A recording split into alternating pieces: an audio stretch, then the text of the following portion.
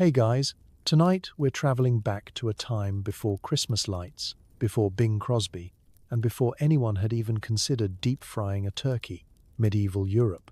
Specifically, we're heading for that magical season known as Christmas, except with 100% less electricity and 200% more frostbite. Now, before you tuck in under your cozy, pre-warmed blankets, take a second to like the video and subscribe, but only if you actually enjoy what I do here. Drop a comment telling me where you're listening from and what time it is. Dim the lights, put on a fan for that sweet background hum, and snuggle in. Maybe throw on a few extra layers, just to be safe. History's about to get chilly. Let's ask the important questions. Have you ever wondered how medieval people decorated for Christmas without so much as a string of fairy lights or a battery-operated Santa? Did they actually eat anything that wasn't grey? What did Christmas carols sound like when half the choir was missing teeth? How do you even host a party in a house made of mud, sticks, and livestock with boundary issues? And what exactly do you give someone as a secret Santa when the only thing you own is a turnip? Well, congratulations. You've just woken up in December 1387. There's no central heating, your best socks have holes, and your only Christmas wish is to keep all your toes until spring. Good luck. Let's get festive. You open your eyes to the sound of the church bell and the unmistakable aroma of smoke, animal, and questionable stew. There's frost on the inside of your window, if you have one. Your blanket is basically a rug, and someone's pig is already trying to eat your shoes. Merry Christmas. For a split second, you forget where, or honestly, when you are. Then you realize that your mattress is a suspiciously lumpy pile of straw. Your pillow is just your own arm. And there's a draft whistling through a hole in the wall wide enough to let in a determined squirrel. No one is quietly opening gifts. Mostly, they're trying to see if their fingers still work. You try to flex your toes. If you can feel all of them, congratulations, you're starting the holiday in positive territory. Christmas morning in medieval times is not a quiet, reverent moment. It's a group event, and privacy is about as mythical as central heating. The entire family, plus a rotating cast of extra cousins, in-laws, and at least one very judgmental goose, are all sharing one room. If you're lucky, the family cow is sleeping near the door, radiating the only real heat source in the house besides the embers in the hearth. If you're less lucky, the cow has wandered over and is actively drooling on your best blanket. You make a mental note to wash it, next summer maybe. The first order of business? Not opening presents, but establishing who made it through the night without rolling into the draft that blows under the door. The older relatives do a roll call, which is really just everyone grunting, sneezing, and trying to untangle themselves from the communal bedding. You look around. Your little brother is still asleep with one foot dangerously close to the fire. Your aunt is wrapped up so tightly in her cloak she looks like an angry turnip, and there's a suspicious puddle in the corner that you hope is just melted frost. The air itself is a seasonal medley, smoke from the hearth, old cabbage, and the unwashed bodies of everyone you love. The ceiling is low. The walls are made of wattle and daub, and your breath hangs in the air like a tiny ghost. Every inhale is a reminder that you live in a house built for survival, not luxury. You wonder, not for the first time, how anyone manages to feel festive under these circumstances. The answer: stubbornness, tradition, and a lot of ale. There's no alarm clock. The church bell is the only thing more reliable than the cold. It rings out over the village, summoning everyone to Christmas Mass whether you like it or not. You sigh, burrow deeper under the scratchy wool, and contemplate your options. Option 1. Get up and face the freezing air. Option 2. Stay put and risk being trampled by a sheep or a small child. dressed in 4 layers of hand-me-downs. You weigh the odds and eventually choose option 1, mostly because someone else already took the warm spot next to the hearth. Getting up means negotiating the rushes on the floor, avoiding whatever gifts the livestock left overnight, and pulling on yesterday's clothes, because, surprise, they're also today's clothes, and tomorrow's, and probably next week's too. If you're feeling extra fancy, you might put on an extra tunic, provided it hasn't frozen into a woolen plank. There are no stockings hung by the chimney with care. The only thing hanging is your damp shirt, still drying from last night's emergency laundry, which consisted of beating it against a rock and hoping for the best. You glance outside. It's barely light. The ground is covered in hard, uneven frost, and there's a neighbor trudging past with a bundle of firewood and the haunted look of someone who's just realized Christmas means extra chores. Before you do anything else, you check your shoes. Not for gifts, but for mice. The family pig snorts, eyeing them as a potential snack. You grab them quickly. After all, nothing ruins Christmas morning like walking barefoot through a medieval house. Still, despite the chill and the chaos, there's a sort of determined joy in the air. People joke about frostbite. Children squeal as they wriggle into oversized cloaks. And someone, bless their optimistic heart,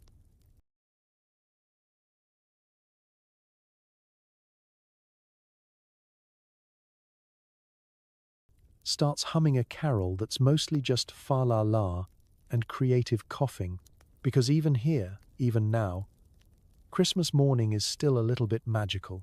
If you listen closely, between the clatter and the chaos, you might hear it: hope, laughter, and the stubborn belief that today is special, even if your only gift is keeping all your toes. And with that, it's time to stumble out into the day. Christmas in medieval Europe has officially begun. Good luck. Forget the ugly sweater. Your Christmas wardrobe is whatever you own, all at once. Layer after layer of scratchy wool, lumpy tunics, and, if you're lucky, a cloak so patched it looks like a failed quilt. The goal isn't style. The goal is survival. Bonus points if you can actually move your arms.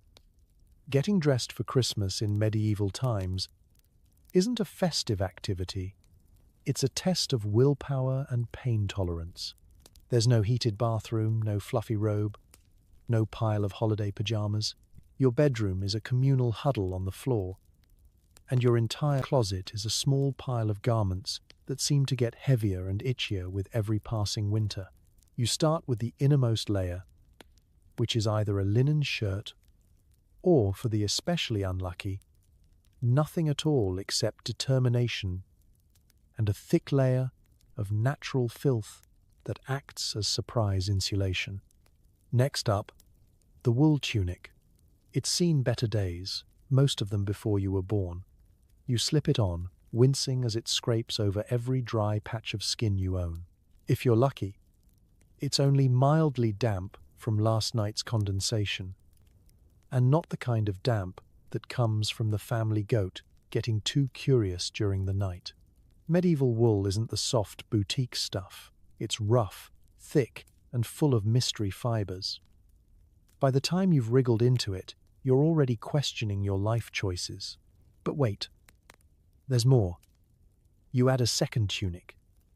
This one a size too small or a size too large, depending on which relative you inherited it from. The sleeves are uneven. The neckline is a bit too enthusiastic. And there's an unmistakable odor of something you hope was cabbage. If it's extra cold, you might even throw on a third layer, transforming yourself into a walking, slightly mobile haystack. Forget contouring. Your silhouette now resembles a burlap sack stuffed with wet laundry. Legwear is its own challenge. Medieval leggings sag in the knees, bag in the rear, and dig in at the ankles. If you're truly festive, you wrap your feet in bits of spare cloth, or the remnants of last year's stockings, layering until your toes lose all sensation. Shoes, if you have them, are little wooden clogs or leather slippers so thin you can practically feel every stone, stick, and medieval disappointment beneath your feet. Cloaks and outer layers are reserved for only the coldest, most dangerous of days, like Christmas morning. These garments are less statement piece and more statement of desperation. They're patched with every available scrap, bits of old curtain, a piece of sack, maybe a mysterious patch that used to be your neighbor's pants. If you're lucky enough to have a hood, congratulations. You're now 20% warmer and 90% more suspicious looking. Your cloak isn't just for show. It's a cloaked shield against wind, rain, sleet, and the prying eyes of neighbors who might want to borrow it just until spring. Accessories?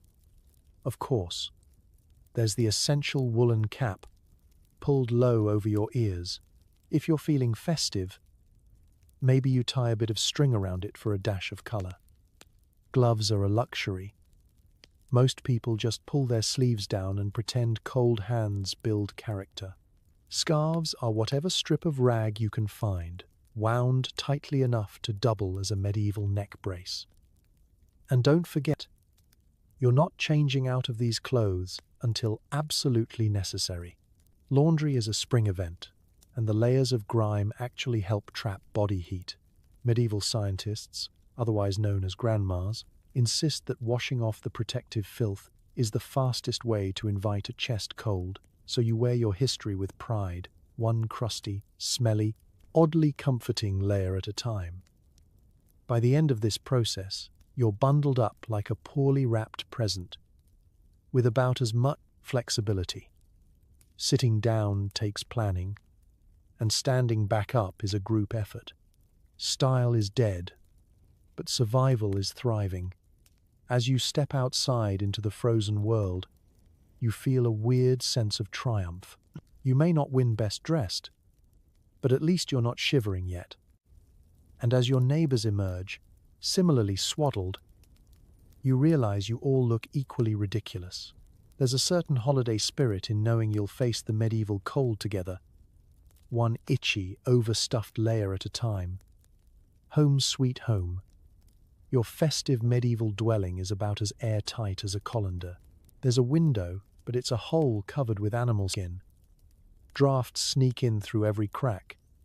It's chilly, it's crowded, and you're definitely not alone. There's a chicken eyeing your breakfast. Let's take a moment to appreciate your humble abode. It's not much, but it's yours. Or, more accurately, your lord's, but he's not here right now. The walls are built from a winning combination of mud, sticks, straw, and a vague sense of optimism. Some folks call it wattle and daub. You just call it almost a house.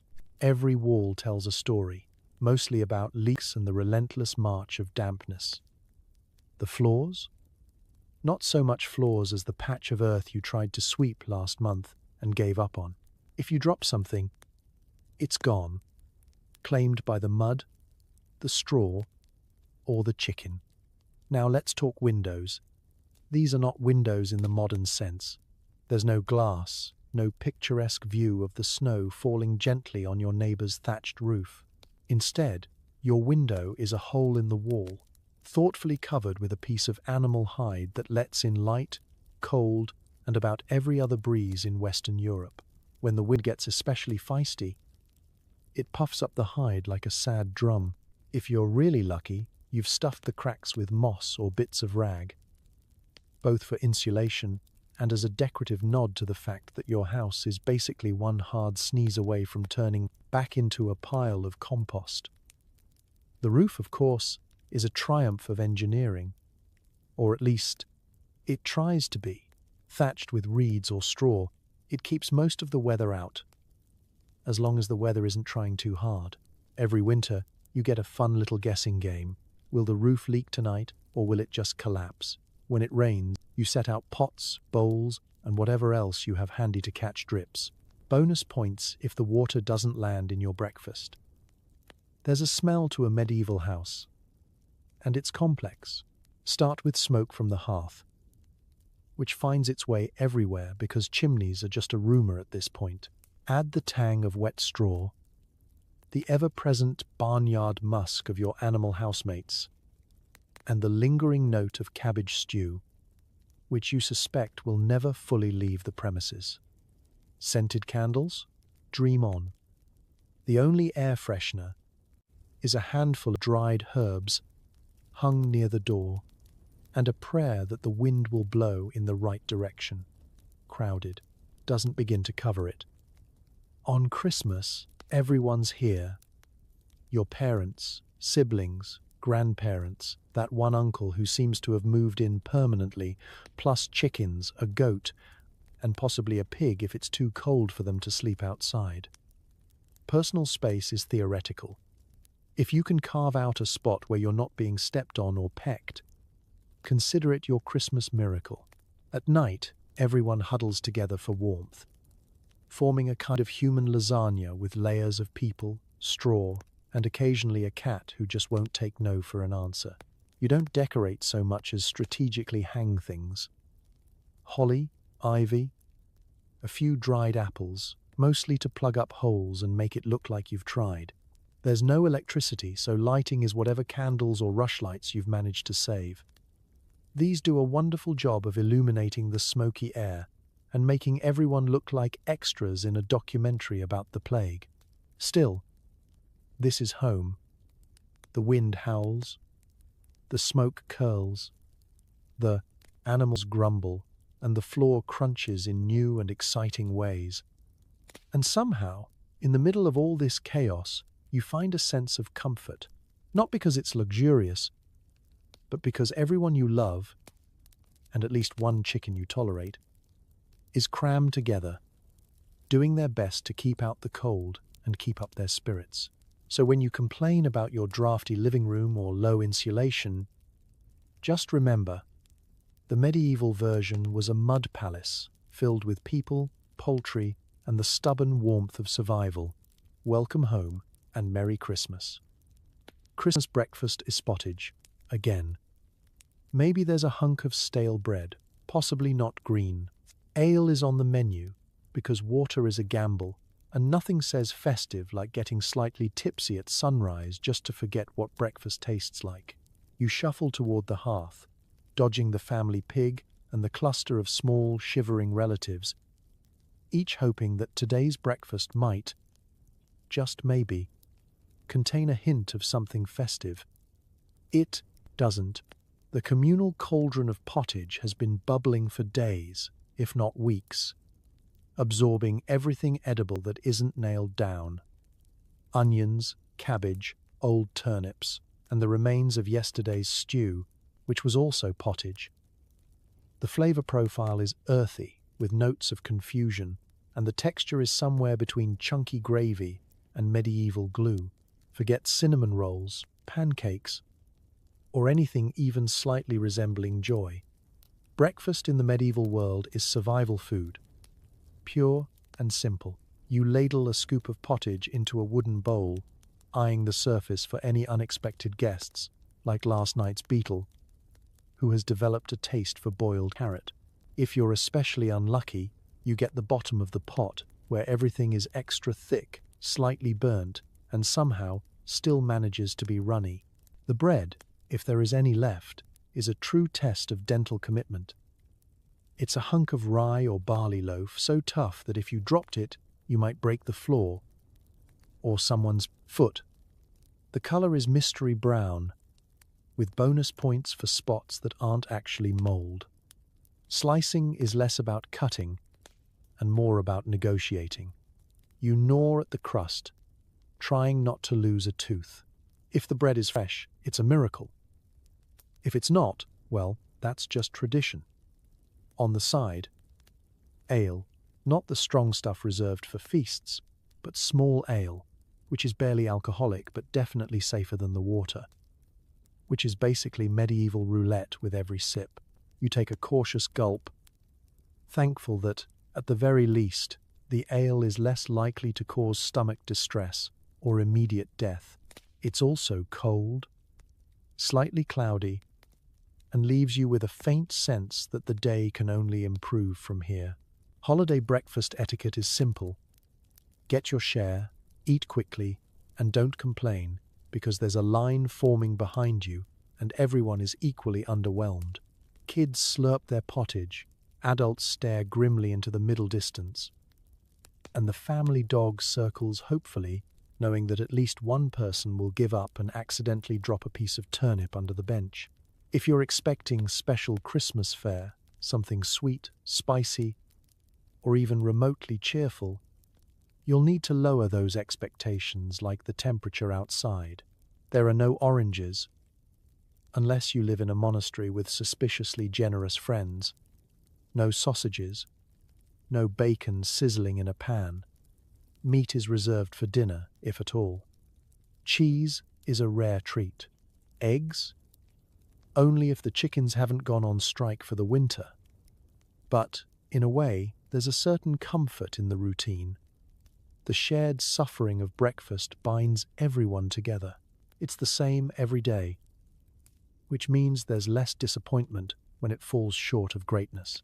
You exchange a few jokes about the bread's chewiness, the pottage's secret ingredients, and who got the biggest chunk of turnip this morning. Spoiler, it's never you.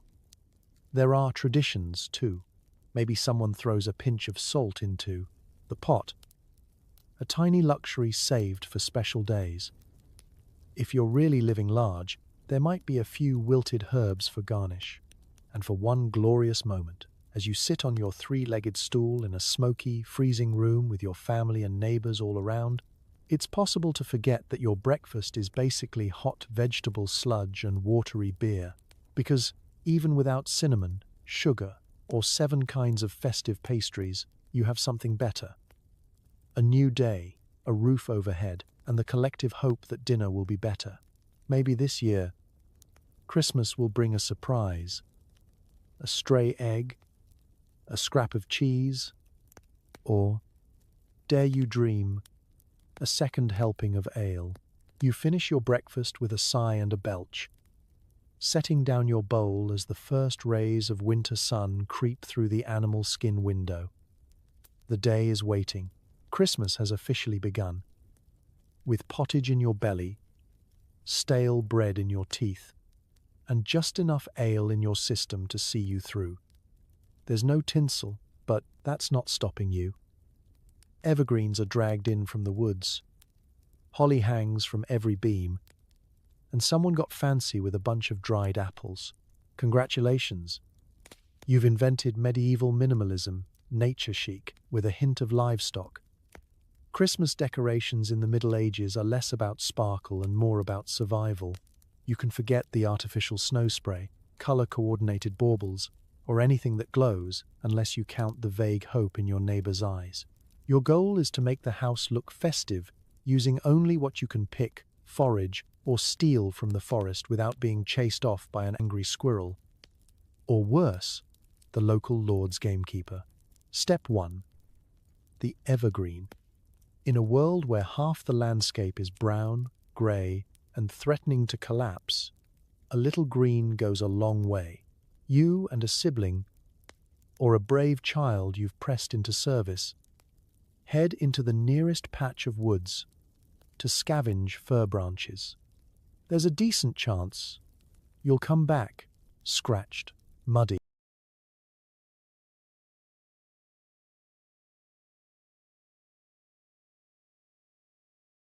and slightly traumatized by a run-in with a mysterious hole in the ground, but you do it for the tradition.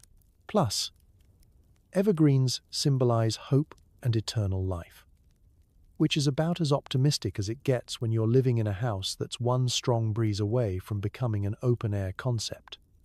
Next up, holly and ivy. Nothing says Christmas cheer quite like poking yourself in the palm with a holly branch or finding a surprise spider in the ivy you just hung above the hearth. The prickly leaves and bright red berries look festive, at least if you squint, and they help fill in the larger holes in the wall, decor, and insulation, all in one. If someone asks about your color scheme, it's whatever grows for free and isn't poisonous to the livestock. For the centerpiece, You might string together some dried apples, crab apples, or the last surviving nuts from autumn's harvest. These are tied with bits of twine and hung from the beams like medieval garlands. They look festive and, as a bonus, can be eaten in a pinch if someone gets hungry enough. Every so often, you spot a child gnawing on last year's decorations. Waste not, want not. Other classic ornaments include sprigs of rosemary or bay, if you're lucky, or just plain old branches for everyone else.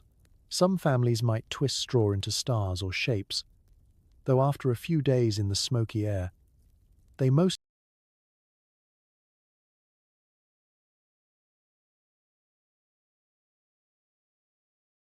resemble small haystacks dangling from the ceiling. Want candles? Of course you do, but you'll need to ration them, since wax is expensive, and the more candles you light, the more the chickens get agitated. Nothing says peace on earth like a rooster having an existential crisis in the corner. If you're truly trying to impress, you might coat pine cones with a little leftover lard to give them a shine, nature's answer to glitter, or maybe hang a threadbare ribbon, inherited from your great aunt and carefully reused each year. No plastic, no garlands from the store, just a room full of scavenged, scratchy, occasionally edible decor. You do your best to distract from the rest of the interior. The cracked walls, the dirt floor, the permanent aroma of cabbage stew. Your decorations serve double duty, festive cheer and visual camouflage for the structural weaknesses.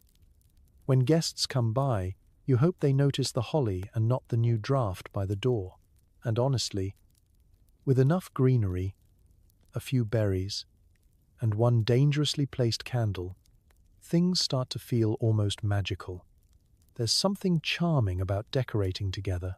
The little ones argue over who gets to hang the biggest branch.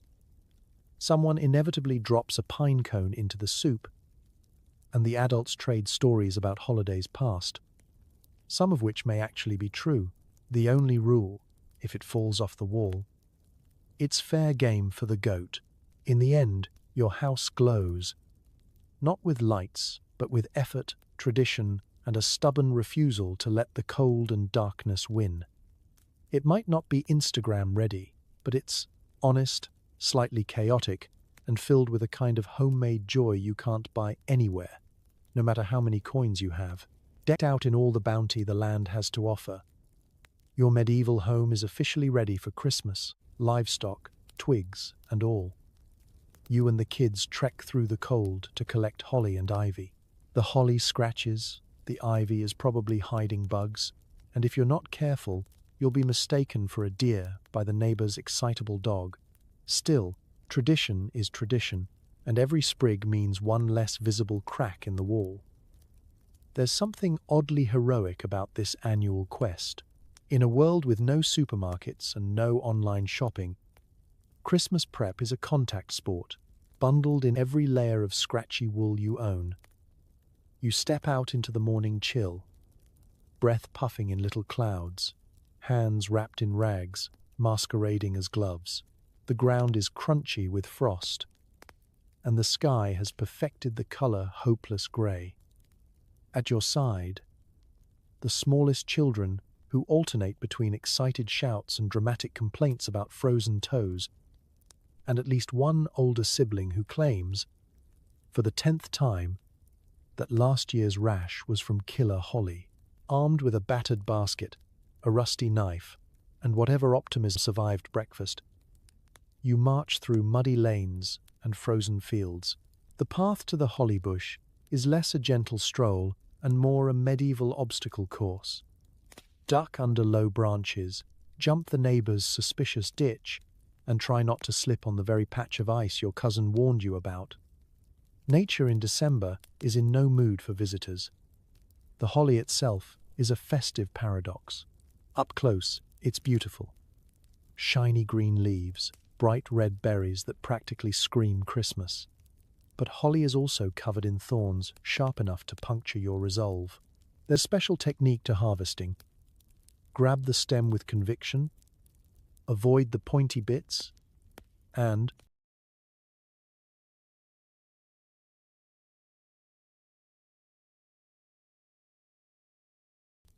if all else fails, assign the job to a younger sibling with better pain tolerance. Everyone gets a few scrapes and a new respect for plants that defend themselves. Then there's the ivy. Lush, green, mysteriously damp, and 9 times out of 10, full of insects who spent the night dreaming of your nice warm house. You peel the vines off old stone walls, tree trunks, or, if desperate, the roof of the bakery. It's almost poetic, this act of reclaiming greenery in the dead of winter. Less poetic when a family of spiders rides in as stowaways and introduces themselves later by crawling out at dinner. As you gather your hard-won prizes, you exchange news with neighbors doing the same. Medieval small talk is a mix of gossip, weather complaints, and advice about which holly bush hasn't been picked clean by the Johnsons. Someone's child is wearing mittens made from leftover tunic sleeves.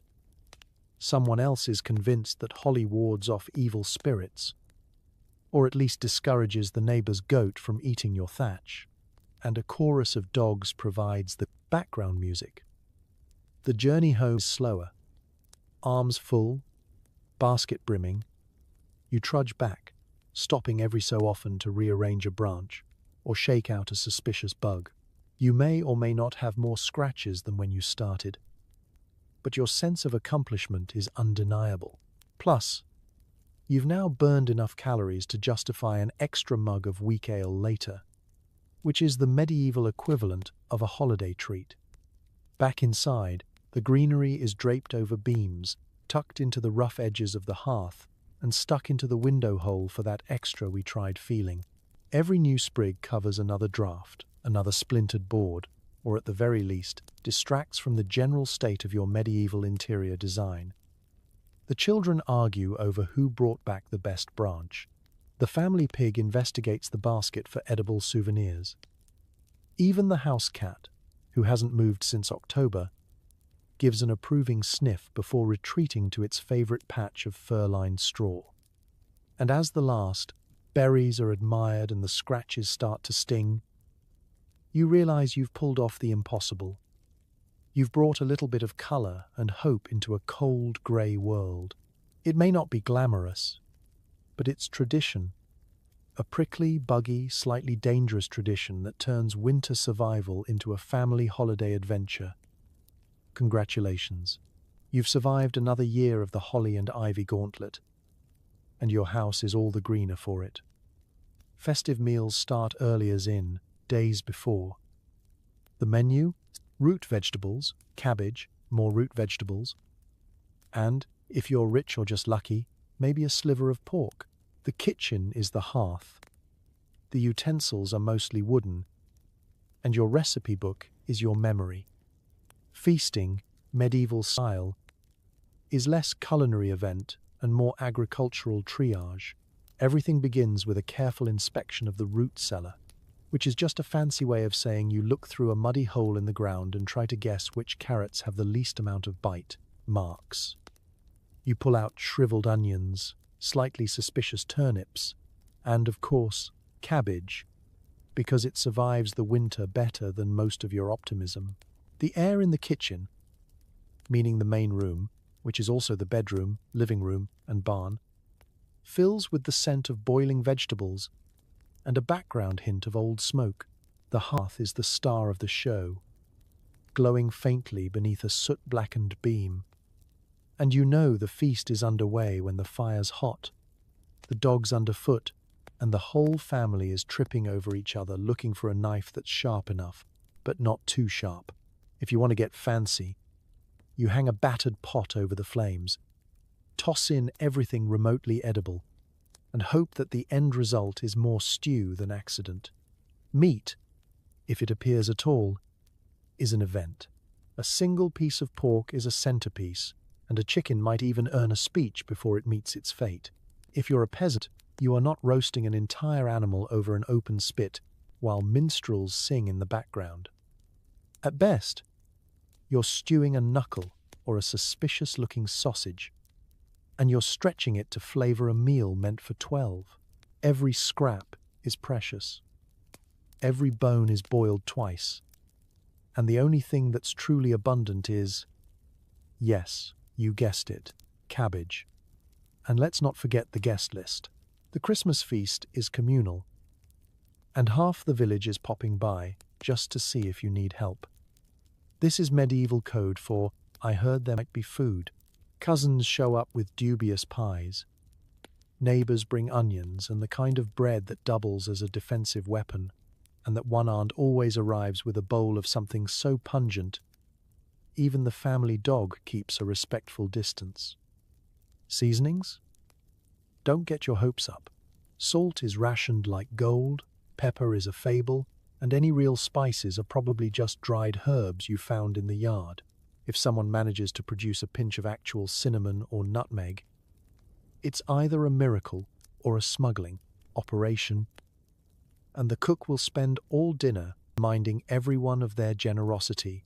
You eat what's put in front of you, mostly cabbage, and if you don't like it, you can always fill up on bread, assuming you have the teeth for it.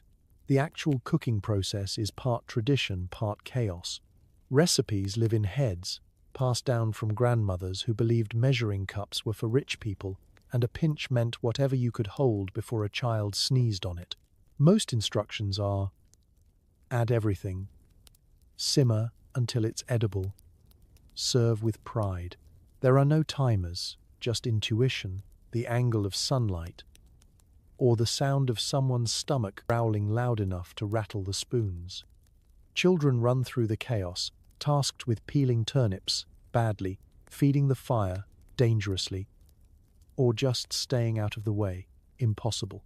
There's always an emergency. Someone drops a bowl, a chicken escapes, a piece of kindling smolders ominously near your best blanket. Yet, somehow, the meal takes shape. As the big day approaches, the anticipation grows. People swap stories of Christmas feasts past. Most of them exaggerated, some of them outright lies. And everyone hopes this year's dinner will be just a little more filling, a little less crunchy, and maybe, just maybe, include something green that isn't cabbage. But when you finally sit down, surrounded by family, neighbors, and a haze of cabbage-scented steam, the chaos fades. You're grateful for every spoonful. Because in the medieval world, a full pot and a crowded table mean you've already won the holiday lottery. And hey, cabbage never tasted so good. If your family has a pig, goose, or chicken destined for Christmas dinner, today is its last day. It's a communal event, part necessity, part celebration, and, let's be honest, part medieval trauma. At least it's fresh. Slaughter Day is the kind of tradition that brings a whole new meaning to knowing where your food comes from. There's no shrink-wrapped poultry, no anonymous cuts of meat. Everybody in the house knows exactly which animal is about to become the centerpiece. The kids have all named it. Grandma has probably argued for keeping it, and at least one cousin is making a last-minute case for vegetarianism, only to remember that vegetables are mostly cabbage. Preparation starts at dawn, with the grown-ups sharpening knives, and everyone else desperately pretending to be busy elsewhere. The pig eyes, you, suspiciously, the goose, if you have one, seems to sense the end is near and spends the morning hissing at small children and evading capture. Chickens, less dramatic but more elusive, require a group effort and a certain amount of sprinting that the local priest would call character building. Medieval slaughter is a family affair. The neighbors come by, offering tips, moral support, or just hoping to get a share of the leftovers. There's a certain dark camaraderie in the air, a mix of anticipation and the low-key horror of knowing you're about to witness a ritual that's as old as the village itself. If you're lucky, someone brings spiced wine to take the edge off. If you're unlucky, that someone is Uncle Osric, whose wine tastes suspiciously like disappointment. The actual deed is quick, if not exactly painless. Tools are primitive, but the people are skilled. Practice makes perfect when winter survival depends on getting every calorie possible. There's a moment of solemnity as the animal is prepared, a few muttered prayers, and then a collective sigh of relief as the hardest part is over. The adults try to put on a brave face. The kids hover at the edge of the crowd, torn between curiosity and lifelong emotional scarring. What comes next is a blur of medieval efficiency. The entire family mobilizes. Some pluck feathers, others scald and scrape, while the bravest souls tackle the business of butchering. Nothing goes to waste. Every part of the animal is destined for some recipe, tool, or dubious folk remedy. The best cuts are set aside for the feast. Organs and bits you'd rather not think about are magically transformed into sausages, puddings, or special pies. The skin is cleaned and hung to dry, a future cloak or patch for the thatched roof. Children are roped in as assistants, running errands or fetching more hot water. There's always at least one child who goes a little pale and vows never to eat meat again, until the first whiff of roasting pork floats through the air. The family dog circles with hope in its eyes, and the village cat, which hasn't been seen all week, suddenly materializes with the air of a seasoned opportunist. Cleanup is its own challenge. The yard is washed down, tools are scrubbed, and someone, usually the youngest, gets stuck with the task of making sure nothing is left for the wolves. There's a brief, awkward moment where everyone remembers why they don't wear their best clothes to this event, and another where the local chickens eye you from a safe distance, calculating the odds for next year. But by midday, the tone has shifted. What began as a tense, slightly traumatic ordeal becomes something more festive. The community lingers, sharing stories, sampling tidbits, and enjoying the first hints of the feast to come. There's pride in knowing that this meal will nourish the entire family, that every ounce of effort has gone into making the celebration possible. It's not just about food, it's about survival, about making do, and about facing the hard truths of life together. And as the sun dips behind the thatched roofs and the kitchen fills with the unmistakable aroma of roasting meat, everyone, vegetarians temporarily forgotten, agrees on one thing. This year, Christmas dinner is definitely fresh. A sprinkle of cinnamon or a pinch of pepper turns your Christmas stew into high cuisine if you can get it. Spices are so expensive, you guard them like treasure and brag about them like you invented flavor itself. In the medieval world, flavor is less a personal preference and more a full-blown social hierarchy. Peppercorns are worth their weight in silver. Nutmeg is exotic and mysterious. And cinnamon? Cinnamon is so prized that if you have any, you'll find a reason to work it into every sentence. Forget gold jewelry or fine fabrics. Real power is measured by the contents of your spice pouch. For the average medieval peasant, spices are something you've only heard about in church sermons or local gossip. The closest thing to seasoning in your regular diet is the occasional wild herb, or that time you accidentally dropped a pine needle in the soup. But Christmas is different. This is the season when, if you're very fortunate or have a well-connected neighbor, you might get your hands on the tiniest bit of imported wonder, just enough to convince your taste buds that life could be less grey, at least for a day. The journey of a single peppercorn is a saga that spans continents and lifetimes.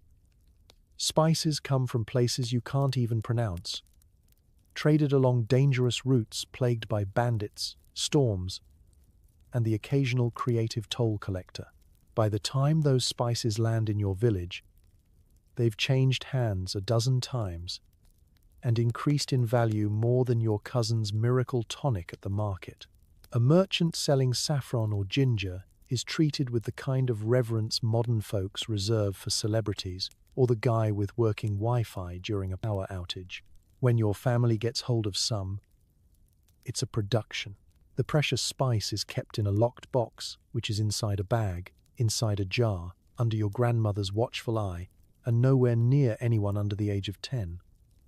Recipes are discussed in hushed tones. Should the pepper go in the stew or be saved for the roast?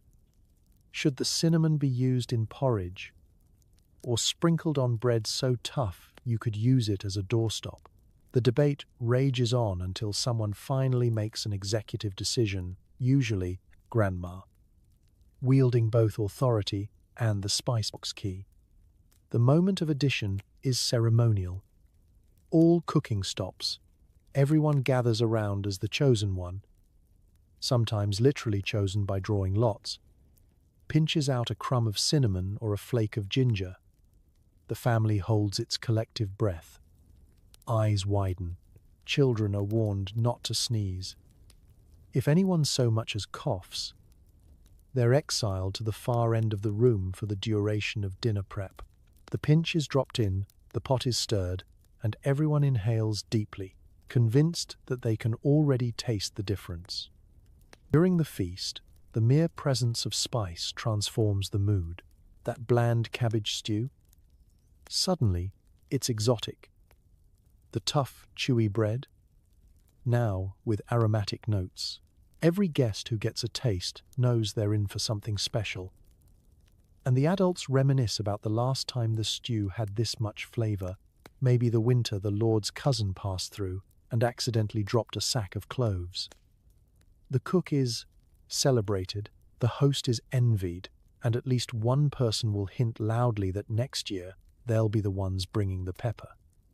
Of course, spice envy is real. It's not enough to simply use it. You have to talk about it.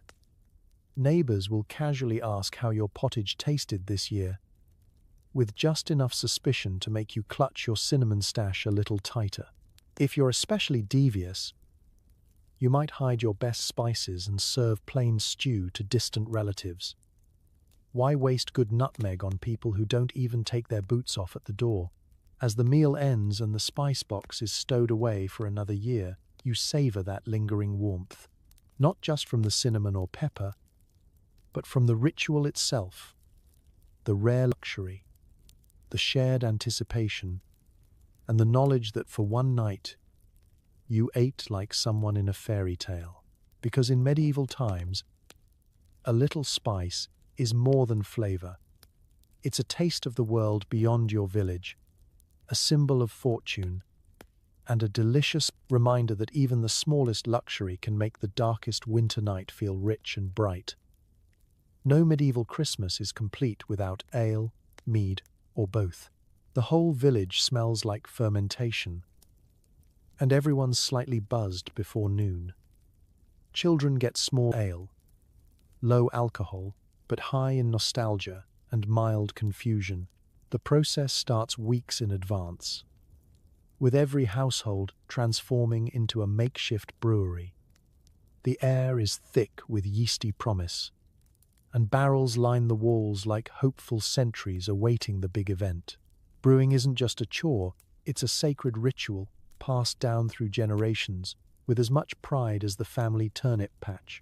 Recipes are family secrets, only slightly less guarded than the key to the spice box. There are whispered arguments about ratios, grain quality, and whether that one cousin really did add beetroot last year, or if that was just an unfortunate accident. The ingredients list is charmingly short. Water, barley, or whatever grains survived the weevils, yeast, and if you're feeling ambitious, a drizzle of honey for mead. There are no exact measurements, just the careful eye of someone who's seen one too many batches go wrong. You mash, you stir, and you pray that the whole thing doesn't turn into vinegar before Christmas Eve. Fermentation, medieval style, is an act of faith. You have no temperature control, no fancy equipment, and your clean bucket is merely less dirty than the others. The brewing vessel is usually a large, battered wooden cask with an ecosystem of its own. If the yeast is in a good mood and the air isn't too cold, you'll get something drinkable. If not, you'll get a surprise, which everyone will pretend to enjoy out of sheer holiday spirit. There's a special pride in home-brewed ale. When the first bubbles rise, the whole house celebrates. You sneak a taste, flat, warm, slightly sour, but unmistakably alcoholic. This is the taste of victory. Small ale, destined for the children, and anyone who needs to remain upright after breakfast, is brewed weak on purpose. It's more nutritious than water, which is basically a public health emergency, and less likely to give you the plague of the bowels. Nobody remembers when this tradition started, but it's been passed down as surely as bad knees and a healthy skepticism of anything that doesn't fizz. Mead, on the other hand, is the stuff of legend. If you're lucky enough to have honey, you make a batch for special occasions, weddings, births, Christmas, or the rare week when the cows don't knock over the fence. The process is simple. Mix honey and water, let it ferment, and hope the bees forgive you. Mead is sweet, golden, and stronger than most village disputes. By the time the feast rolls around, the good mead is hidden in the back, reserved for elders, honored guests, and anyone who promises not to start a wrestling match by the hearth. On Christmas morning, mugs are filled and refilled. The walls echo with laughter, off-key singing, and the occasional debate about which batch is best. Mine's got more body, someone insists. Yours tastes like last week's bread. Everyone nods wisely, then downs another round. Children, proudly holding their tiny cups of small ale, mimic the adults with solemn toasts and accidental spills. By mid-morning, the village is a little warmer, the jokes a little funnier, and the chores a little more optional. Of course, there are hazards. Someone always tries to sneak a taste of the big people's ale and ends up napping under a bench. The dog manages to drink out of a mug and spends the afternoon chasing its own tail. And if you've never tried brewing with medieval yeast, just know, it's a gamble every time. Some years, the ale is a triumph. Other years, it's a cautionary tale. Still, there's no denying the magic. Brewing brings everyone together, and the result, however unpredictable, fills the season with warmth and camaraderie. In a world without electricity, screens, or instant anything, sharing a mug of homemade ale is the medieval equivalent of clinking glasses on Zoom, minus the Wi-Fi troubles and plus a lot more character. So here's to Christmas, to the brewers, the tasters, and the brave souls willing to try one more cup, just to be sure. Cheers. The church is the center of everything. Singing, feasting, praying, and showing off your newest, least patched tunic. It's warmer than your house, everyone's here, and the service is so long you start to wonder if eternity started early. Stepping into the village church on Christmas is like entering another world, one where the walls don't shiver in the wind, and there's a faint promise of warmth that isn't just from a cow snuggling your toes.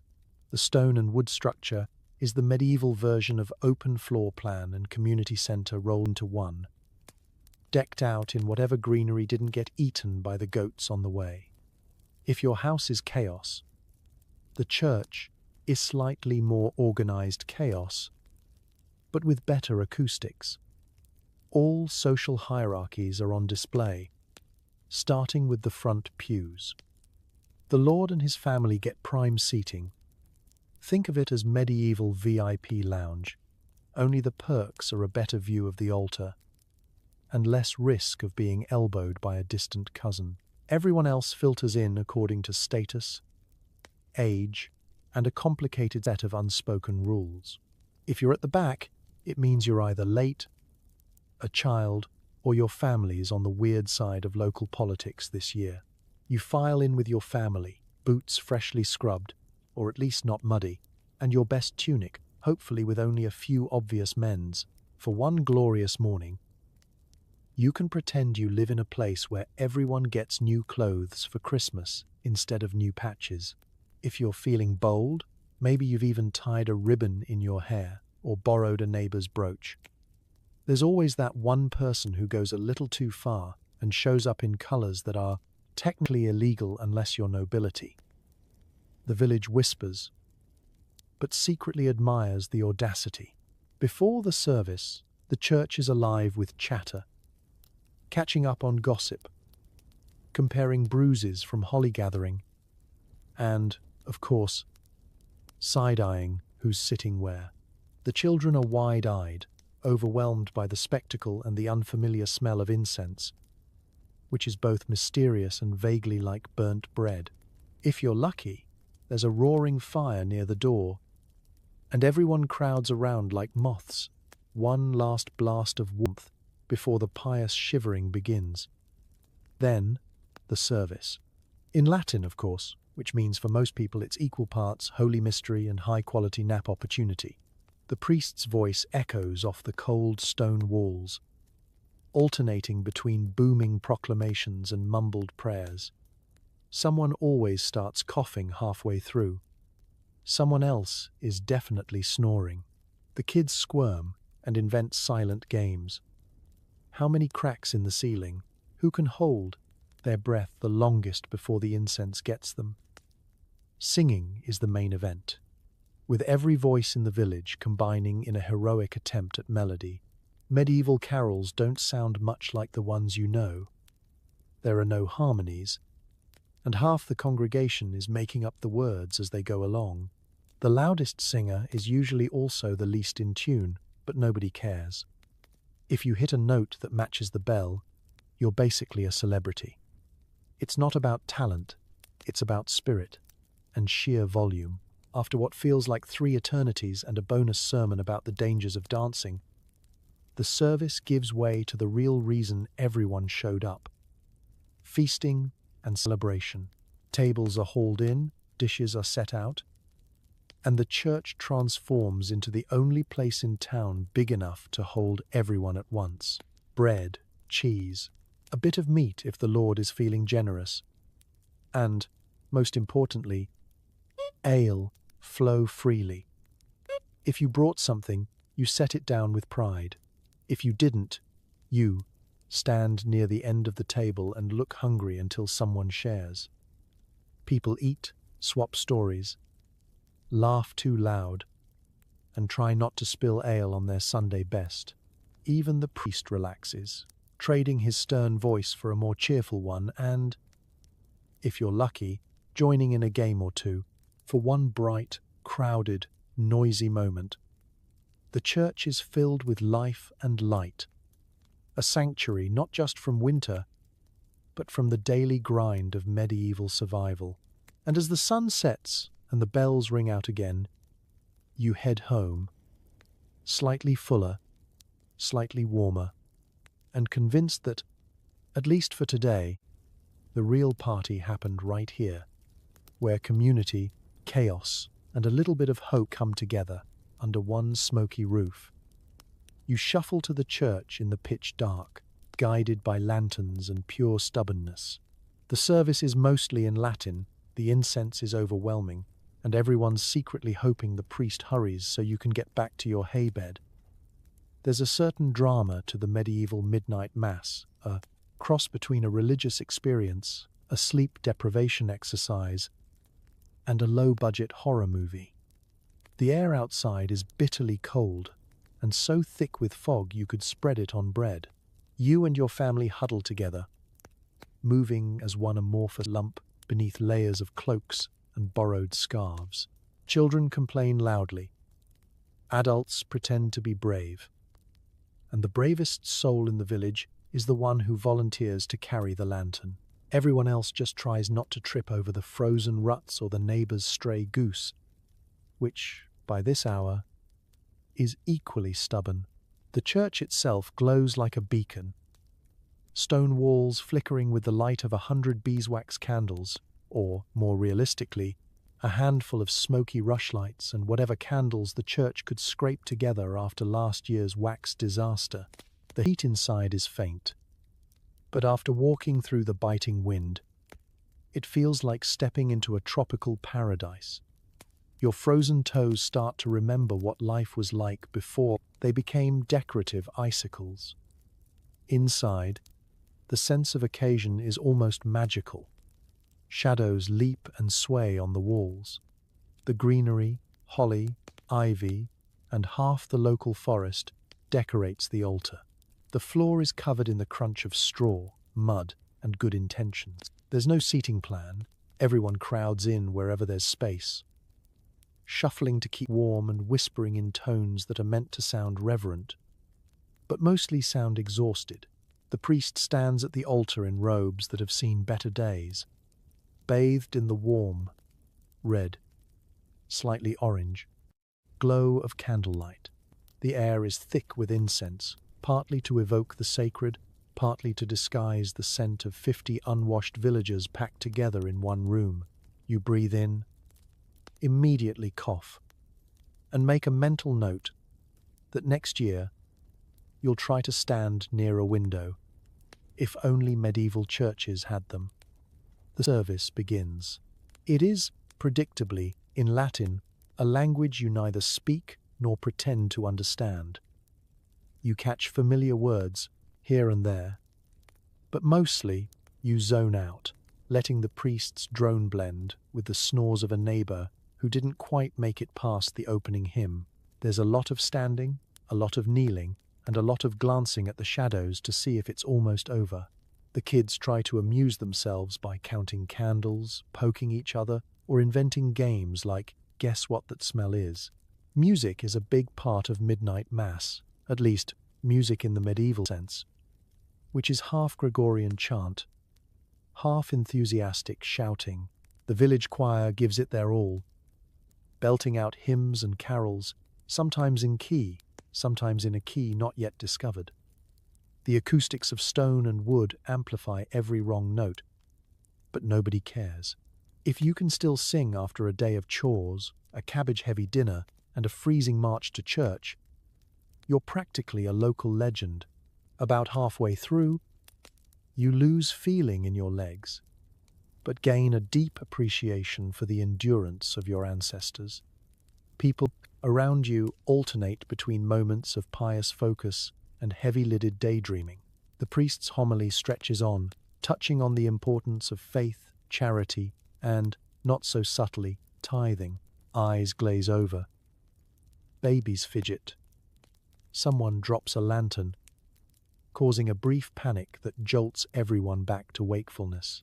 Finally, as the bells toll out into the night and the last echoing amen drifts into the rafters, the congregation exhales in relief. You stumble out into the freezing air, comforted by the fact that Christmas Day has officially begun.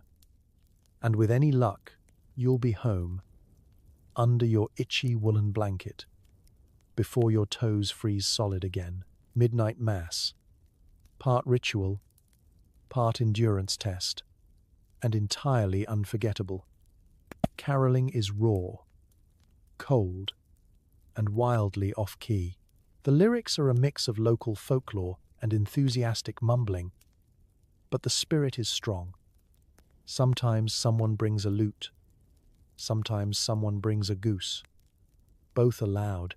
It's not Christmas in a medieval village until you've braved the outdoors, your breath fogging in the night air, to belt out whatever song passes for a carol this year. The tradition is part performance, part survival exercise. There's no playlist, no sheet music, just the memory of last year's lyrics, half forgotten, half improvised, and the unstoppable urge to sing louder than the wind. You layer up in every bit of clothing you own, then huddle together with your neighbors for warmth and the vague hope that singing will make you forget your toes are numb. The starting point is always someone's front door. Usually, it's the house with the largest hearth or the family rumored to have actual honey for their mead. You cluster outside, trying to harmonize, but quickly realize that harmonizing is a modern luxury. The first notes are brave, if not particularly melodic. The oldest villagers insist on starting with the classic, a carol that's less about Christmas and more about livestock surviving the winter. The chorus involves everyone howling at the moon, scaring off any foxes and alerting the local dogs that, yes, it's that time again. The instruments, such as they are, don't exactly help. someone drags out a battered lute with 3 working strings. A makeshift drum appears, really just a pot lid on a barrel, beaten with a spoon, and the kind of enthusiasm you usually only see when someone's trying to get the last bit of porridge from the pot. Every year, someone insists on bringing their recorder. Every year, everyone else regrets it. And then, there's the wild card. The goose. Someone always turns up with the family goose. Sometimes as a joke. Sometimes because the goose simply refuses to be left out. The bird honks along, drowning out any chance of subtlety or pitch. The kids love it, the adults tolerate it, and the goose, as far as anyone can tell, believes it's the star of the show. Lyrics are more suggestion than rule. Some carols tell the story of saints and miracles. Others are just clever rhymes about avoiding the plague. Occasionally, the verses devolve into local gossip, with everyone joining in for a chorus about Farmer Edwin's suspiciously large turnips. Nobody remembers all the words, so the gaps are filled with mumbling, humming, and the universal medieval fallback. Just repeat the last line until someone else takes over. As you shuffle from house to house, the cold deepens, but so does the laughter. Doors open, faces appear in candlelit windows, and families step out to listen, or just to make sure you're not stealing their firewood. The braver hosts offer snacks, a piece of bread, a sip of ale, maybe a rare dried apple. In return, the carolers serenade them with an extra verse, or, if the mead is strong enough, an entirely new song composed on the spot. The singing might be rough, but the atmosphere is warm. There's camaraderie in every off-key note, every fumbled lyric, every cracked voice echoing off the stone walls. It's a holiday mixtape made with love, frostbite, and the kind of collective energy only a small community, and a slightly tipsy one at that, can muster. Eventually, when the night is too dark and the cold too fierce, the carolers disband, returning to their smoky homes and straw beds, cheeks red from laughter and the wind. The melodies linger in the air, floating above the thatched rooftops, proof that even without electricity, Spotify, or the faintest idea of a chord, music can still make a winter's night feel magical. Caroling, medieval style, not pretty, but absolutely unforgettable. And if the goose joins in for an encore, well, that's just the icing on the cake. Assuming you have cake, which you definitely don't. Gift giving is less about surprise, more about, here, I found this. It's yours now. Presents include apples, ribbons, maybe homemade candles, no gift receipts, but plenty of passive-aggressive gratitude. If you've ever panicked about last-minute holiday shopping, spare a thought for your medieval self. There are no crowded markets selling discounted trinkets or online carts full of overnight delivery dreams. There isn't even a store as you know it. Just a handful of neighbors trading whatever they can spare, and a deep hope that nobody else thought to regift last year's extremely memorable root vegetable. The concept of Secret Santa exists, but only because most gifts are secret until you unwrap them and realize you've seen this exact apple before, possibly in a different household. You eye the gift, trying to remember who gave it to you last year, and whether you can safely pass it along to your cousin Agnes without igniting a blood feud. The cycle of regifting is endless. Turnips, apples, the occasional potato, each making their way around the village like determined holiday boomerangs. Presentation is generously minimalist. No glittery bows, no shiny paper, just string, twine, or a strip of cloth that was, up until yesterday, part of someone's under tunic. A gift might be wrapped in an old handkerchief, or if your giver is particularly fancy, a bit of burlap from the grain sack. For children, a wrapped gift is a mystery until you notice the faint outline of a carrot or a lumpy, misshapen ball of wool. But don't be fooled. Medieval gifts are not given lightly. If someone hands you a polished apple, that's a sign of respect. If it's a good apple, unbruised, slightly shiny, that's a borderline declaration of love. Homemade gifts are the gold standard. Beeswax candles, knitted mittens, hand-carved spoons. These represent hours of work, sore fingers, and the faint aroma of hope mixed with livestock. If you receive something edible that isn't a root vegetable, you know you've made it to the A-list this year. Gift exchanges happen with great ceremony, usually at the hearth after breakfast, when everyone is cold enough to appreciate anything warm or edible, and hungry enough not to question the provenance of a slight gnawed cheese. The giver presents the item with a flourish and the universal phrase, "It's not much, but it's from the heart." Translation: I didn't want to give you my only egg, but here we are. Reactions are a carefully calibrated dance of gratitude and strategy.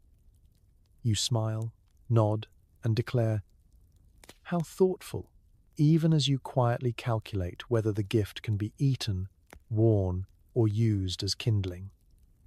If you're a child, you accept the bundle with wide eyes, hoping for sweets but getting a turnip. If you're an adult, you immediately plot which member of your extended family might appreciate that very same turnip next year. Occasionally, someone overachieves. A ribbon, a bright scrap of imported cloth, a rare imported nut, and the village buzzes with speculation for weeks. Who gave it? Where did they get it? Is it enchanted? Will it sprout if you plant it? The true meaning of the holidays, in this case, is communal curiosity and mild envy. For the most part, however, the gifts reflect the season, modest, practical, and slightly recycled. After the exchange, gifts are promptly put to use. Apples are eaten, mittens are worn, candles lit, and turnips are stewed. Nothing is wasted, not even the wrapping.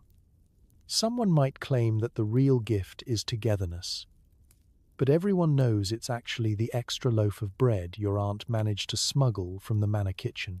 There's no awkward trip to the return desk. No worry about matching receipts to boxes. The only customer service is your neighbor's knowing look when you try to pass off their potato as your own next year. Still, even with all the regifting and recycled ribbons, there's a stubborn kind of joy that comes from these exchanges. A celebration not of abundance, but of resourcefulness, resilience, and the quiet comfort of being remembered at all. Because at the end of the day, it's not the turnip, it's the thought and the survival instinct that counts.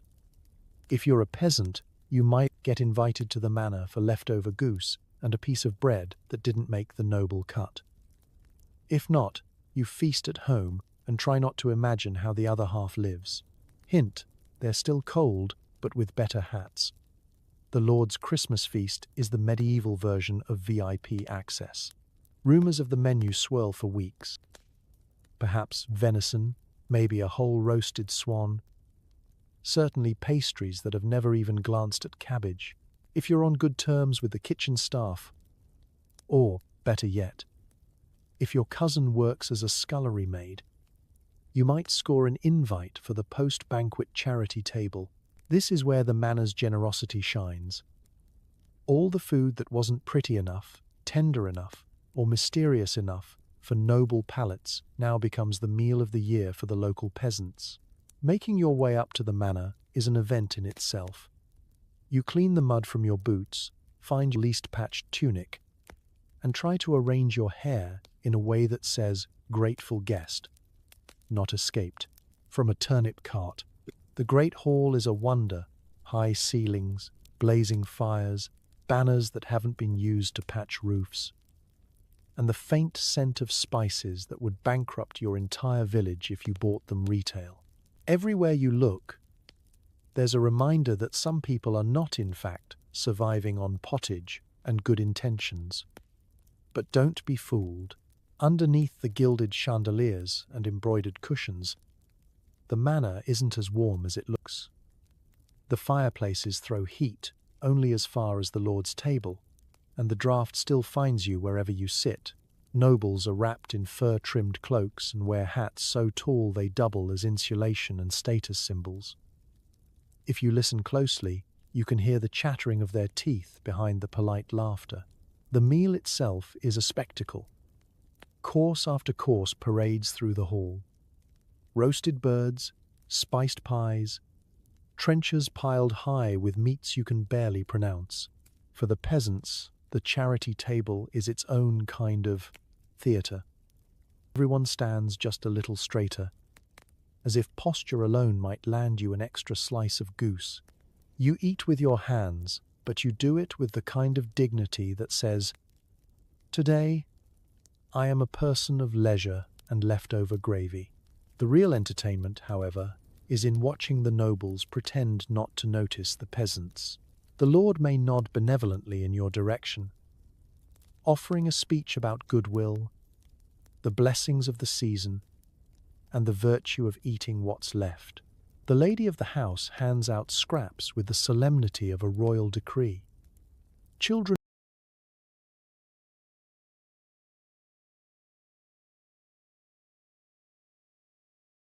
peek out from behind velvet curtains, eyes wide as saucers, wondering if peasants really eat that much cabbage all year round. For one night, you get a taste of the good life, or at least the good life's leftovers. You savor every morsel, pocket the crusty bits for tomorrow, and politely ignore the fact that most of the bread could double as a doorstop. Afterward, there's singing, dancing, and the annual retelling of the time Uncle Odo fell into the moat, which, depending on the year, is either a cautionary tale or a badge of honor. If you weren't lucky enough to snag an invitation, you feast at home. Maybe you roast a turnip or split a sausage 3 ways. The only real difference is that your entertainment is homemade. Your hats are more practical than pretty, and nobody expects you to thank the Lord for yesterday's gravy. Still, for all the pomp and pageantry, both sides of the table have more in common than they'd ever admit. Cold feet, chattering teeth, and a fleeting sense of holiday magic as the firelight flickers and the goose bones are picked clean. Because whether you dine under banners or bare beams, Christmas is a feast for anyone who can find a warm spot, a little food, and a story to tell. The Yule log is the star of the medieval hearth. It's enormous, it burns for days, and it's the medieval version of holiday programming. Stare at it, warm your hands, and contemplate whether the smoke is better or worse than the cold. Long before television specials or hours lost scrolling through streaming options, the medieval answer to "What are we doing tonight?" was simple. Gather around the biggest chunk of tree you could drag into the house without caving in the doorframe. The Yule log isn't just a piece of firewood. It's a tradition wrapped in superstition, manual labor, and the hope that you might, just this once, feel your toes before March. Selecting the Yule log is a community event. It's not like you have stacks of split logs waiting in a shed. You and a few unfortunate relatives hike out to the nearest patch of forest, argue about which tree looks least haunted, and proceed to hack, haul, and occasionally roll a future log back to the house. The log needs to be big, impressively, almost comically big. If it doesn't require at least 3 people and one unwise shortcut through a neighbor's garden, you're not doing it right. Once home, the log is placed in pride of place on the hearth, or, more realistically, wedged into the only spot that isn't already occupied by a stew pot or a sleeping animal. It's so big that the door won't close properly for 3 days. But that just means more fresh air. And by fresh, we mean cold and slightly alarming. Everyone gathers for the ceremonial lighting, usually with prayers, blessings, and someone nearly singeing their eyebrows. The youngest child gets the honor. Unless the log is so enormous, it requires adult supervision and the cooperation of 3 reluctant cousins. The Yule log is more than a heat source. It's the centerpiece of the entire holiday. For days, it burns slowly, sending sparks up the chimney and a gentle haze through the room. Family members cluster around, inching as close as their woolen layers allow, hands outstretched. If you're lucky, the log gives off more warmth than smoke. If not, you spend Christmas moving around the room, trying to find the elusive, not choking but not freezing sweet spot. The smoky aroma infuses everything: your clothes, your food, and, eventually, your dreams. There's a whole set of rituals built around the Yule log. Some families carve symbols into the bark for luck. Others save a scrap of last year's log to light this year's, ensuring continuity and, allegedly, preventing disaster. The ashes are prized. Sprinkle them in the fields for a good harvest, under the bed for protection. Or, if you're feeling especially optimistic, use them to draw a line the local mice won't cross. The mice, as always, are unimpressed. The log is also the setting for stories. As it burns, everyone takes turns recounting tales. Some are family legends, some are local gossip dressed up as history, and some are just the product of being slightly tipsy on mead and staring at firelight for too long. Children sit wide-eyed. The old folks add extra details every year.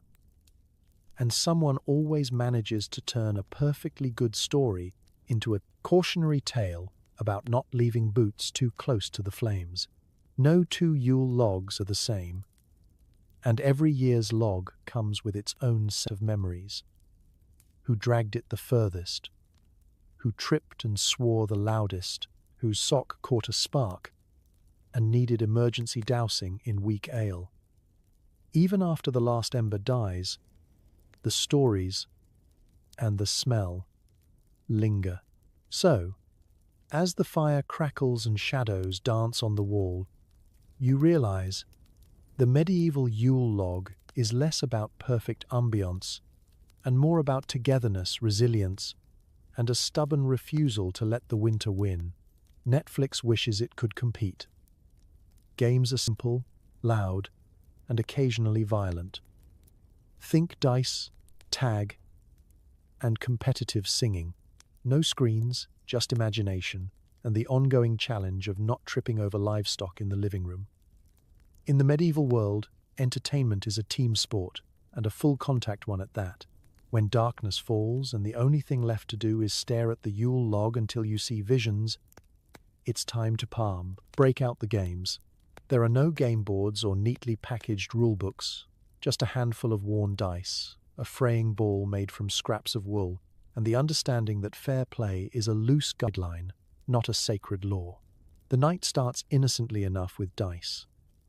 Medieval dice are small, carved from bone or wood, and slightly irregular, meaning the odds are always in favor of whoever whittled them last. Games of chance are popular, but there's always that one uncle who claims he's unlucky when he loses and a mathematical genius when he wins. Children crowd around, taking turns rolling, sometimes understanding the rules, sometimes inventing new ones on the spot. Wagers are placed, pebbles, acorns, or, if someone is feeling reckless, a piece of dried fruit. If you're really daring, you bet your extra crust of bread, which can make or break your evening's morale. As the room heats up, and the air gets thick with the smell of stew, sweat, and sheep, the games get rowdier. Tag is the medieval equivalent of a fitness regime, played indoors with wild abandon and zero regard for the furniture, the family dog, or the status of the soup. Adults and children alike join in, darting between benches and sidestepping the resident chicken. There's no safe zone, just a vague hope you can duck behind grandma before being tagged by a sibling with an impressive wingspan and a clear vendetta. For those with less energy, or too many bruises from last year's games, there's always singing, although calling it singing is charitable. Competitive singing is an art form here. Think, call, and response, but with each group trying to shout the other. The lyrics? A muddle of local legends, family jokes, and whatever ballad is currently haunting the village. Sometimes a lute or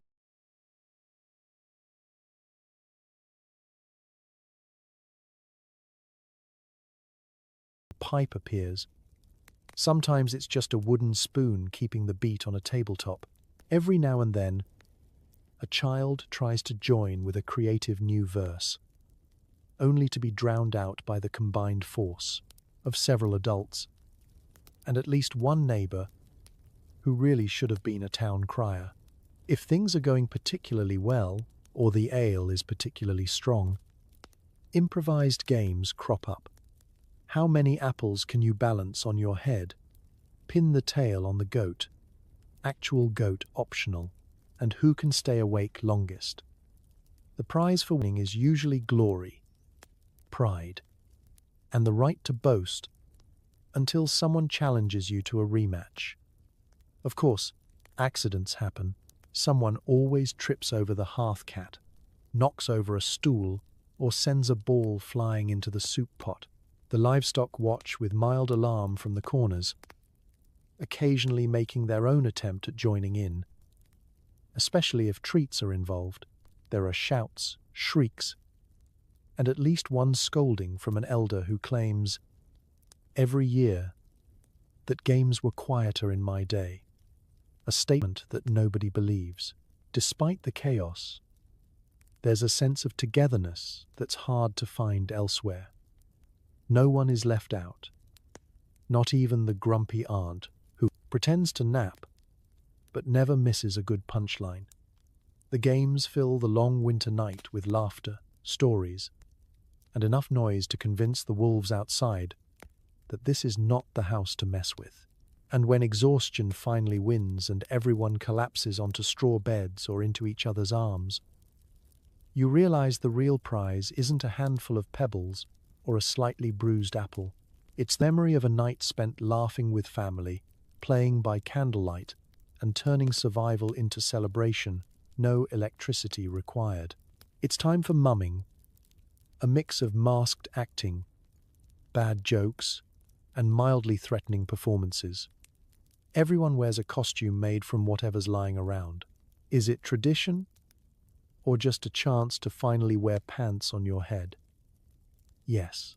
Mumming is what happens when cabin fever meets holiday spirit, and everyone's desperate for a distraction that doesn't involve peeling another turnip. It's one part theatrical performance, one part village-wide inside joke, and one part accidental horror show. The premise is simple. You and your friends dress up in disguises, barge into neighbors' houses, with or without an invitation, and put on a play that ranges from half-remembered folk tales to whatever you can improvise with a broom, a carrot, and a shocking disregard for personal dignity. Costume preparation is an art form with no standards. You rummage through chests, under beds, and even the stable for anything remotely costume-adjacent.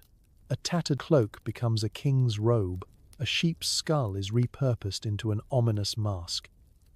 And, inevitably, someone is wearing their father's old breeches as a hat, insisting it's a dragon. Charcoal from the hearth doubles as face paint, and the results are terrifying enough to make even the livestock nervous. If your ensemble holds together for more than 10 minutes, you're basically a medieval fashion icon. With the actors assembled, the mummers prowl the village in a kind of cheerful ambush. You burst into kitchens and parlors, demanding attention, food, and maybe a mug of ale in exchange for what is generously described as entertainment. There's singing, dancing, dramatic fainting, and at least one joke that has to be explained twice because the punchline was written before the Black Death. If the audience is particularly generous or just eager to get you out of their house, there's applause, a slice of pie, or a chunk of cheese as your reward. The plays themselves are eclectic. Some are based on saints' stories or old morality tales, good versus evil, hero versus dragon, farmer versus slightly larger turnip. Others are pure village gossip in disguise, with mummers acting out a neighbor's notorious mishaps or lampooning the local lord's questionable haircut. Improvisation is key. Forget scripts. If someone forgets their line, they just bellow huzzah and hope nobody notices. Audience participation is mandatory.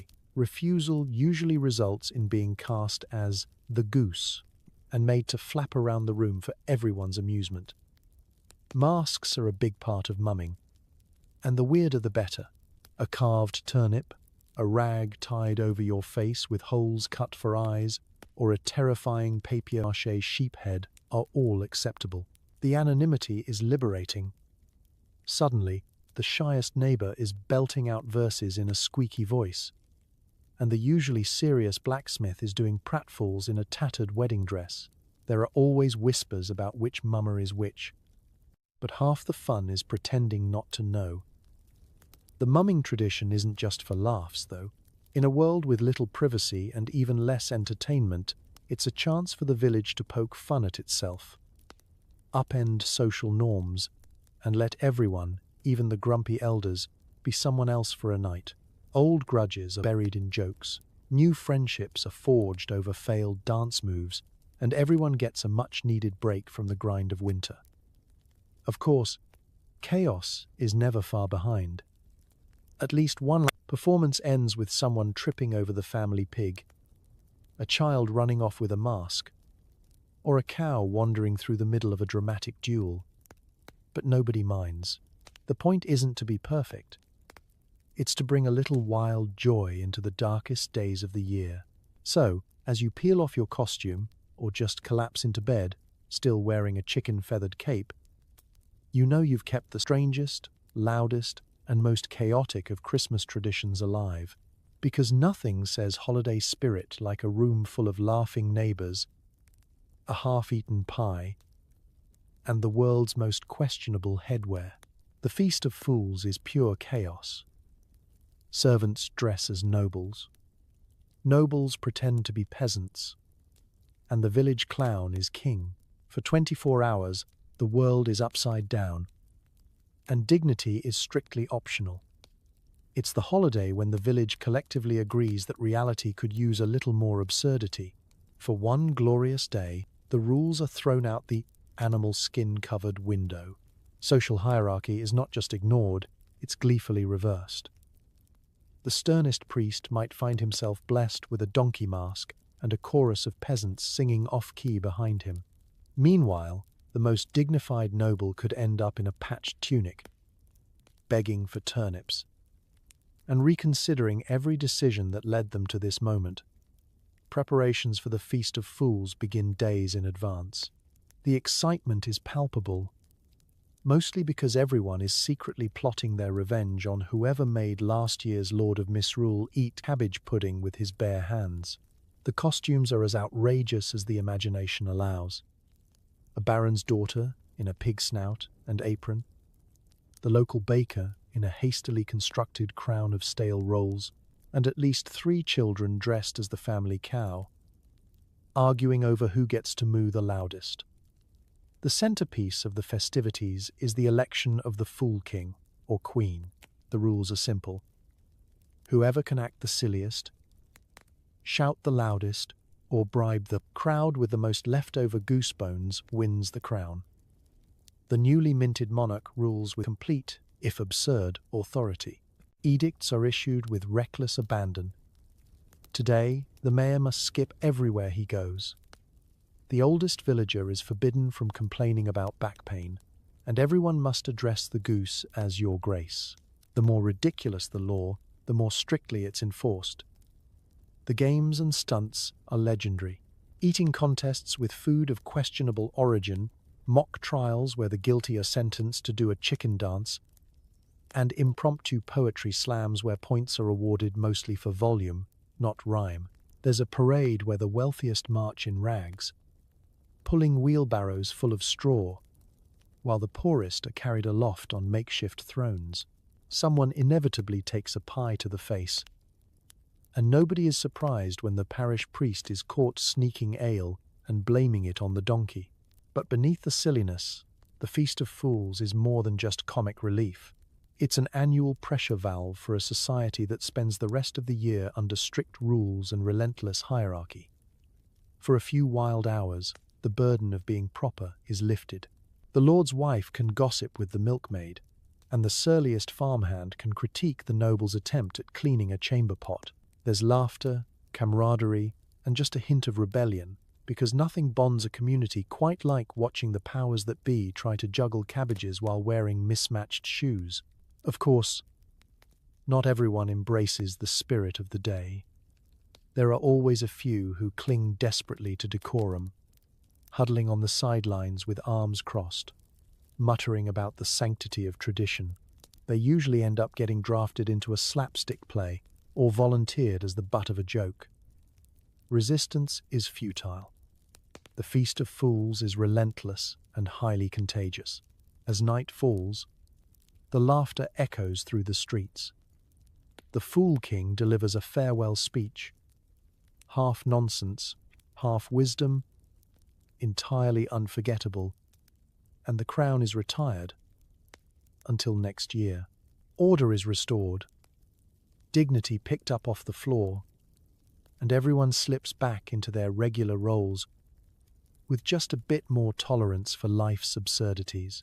Because in the end, the Feast of Fools isn't just about letting loose, it's about remembering that even in the most rigid, rule-bound world, there's always space for a little joyful chaos, well-timed pie, and the perfect opportunity to moo at your neighbors without shame.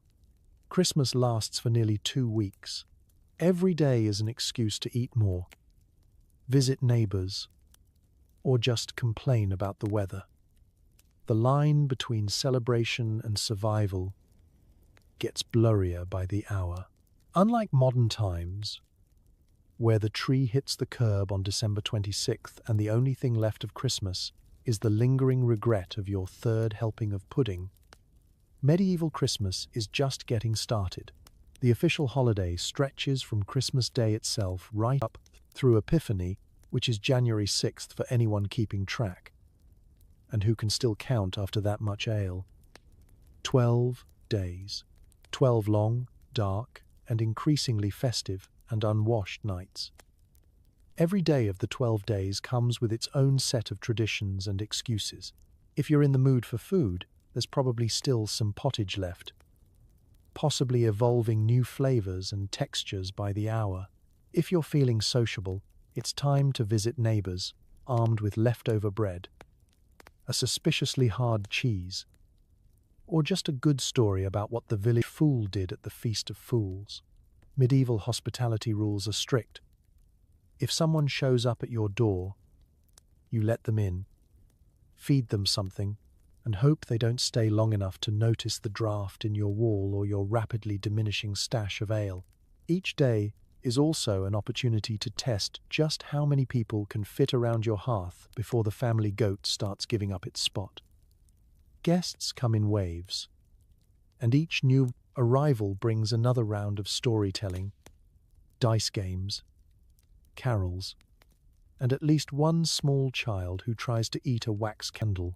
If you've never seen 3 generations of villagers sharing one bench and fighting for elbow room over a bowl of boiled turnip, you haven't really experienced medieval community.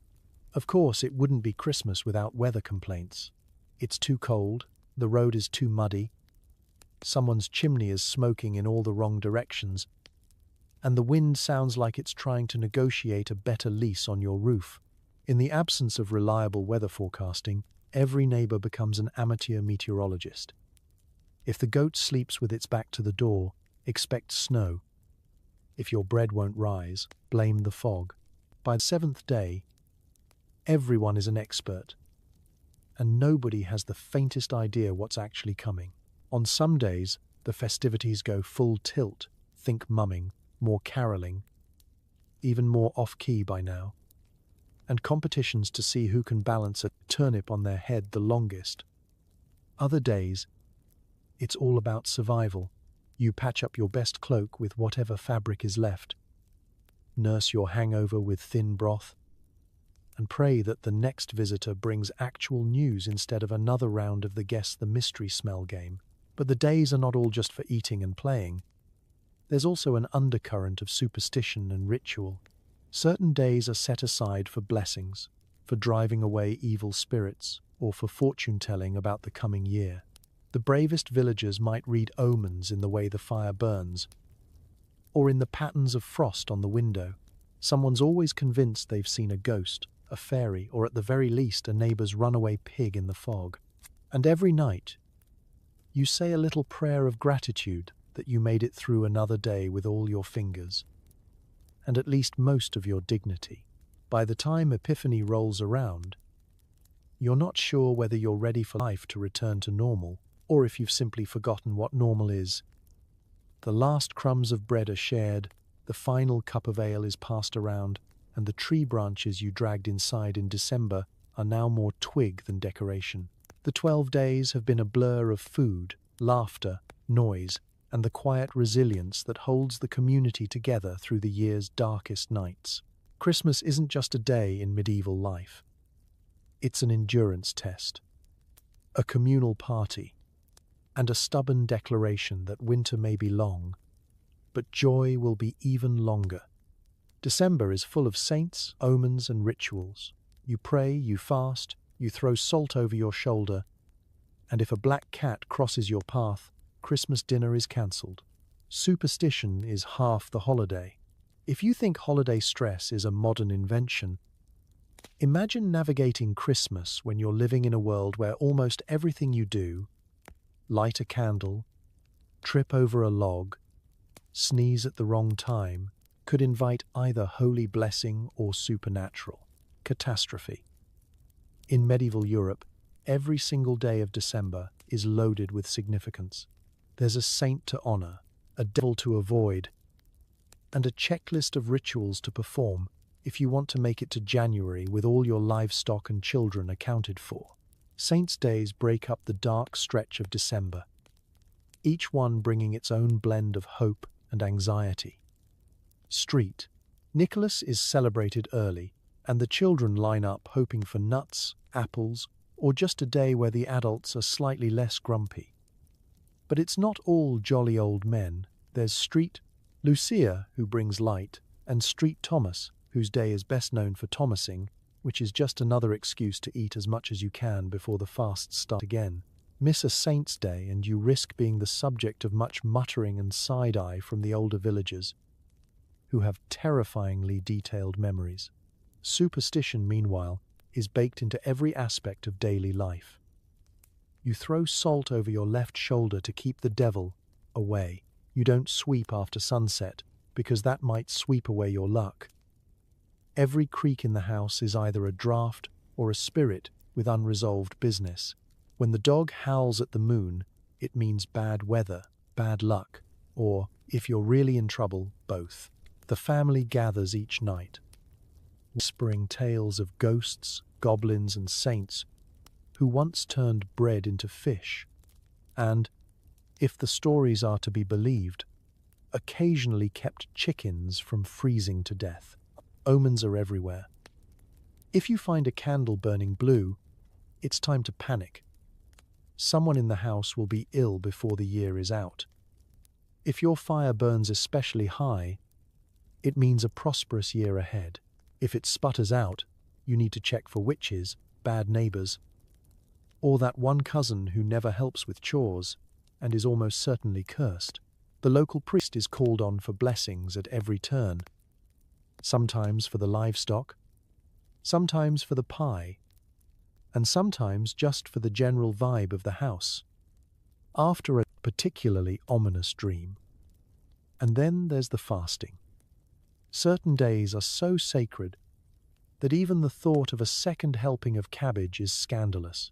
You fast, you pray, and you remember all the times your grandmother told you that breaking the rules would bring 7 years of bad luck and a lifetime of watery soup. The upside is that these days make the feasts feel even more celebratory. Every small luxury tastes like a miracle after a day of bread and quiet reflection. Perhaps the greatest ritual of all is the collective effort to keep misfortune at bay. Garlic is hung from doors, horseshoes nailed over thresholds, and the children are instructed not to whistle after dark.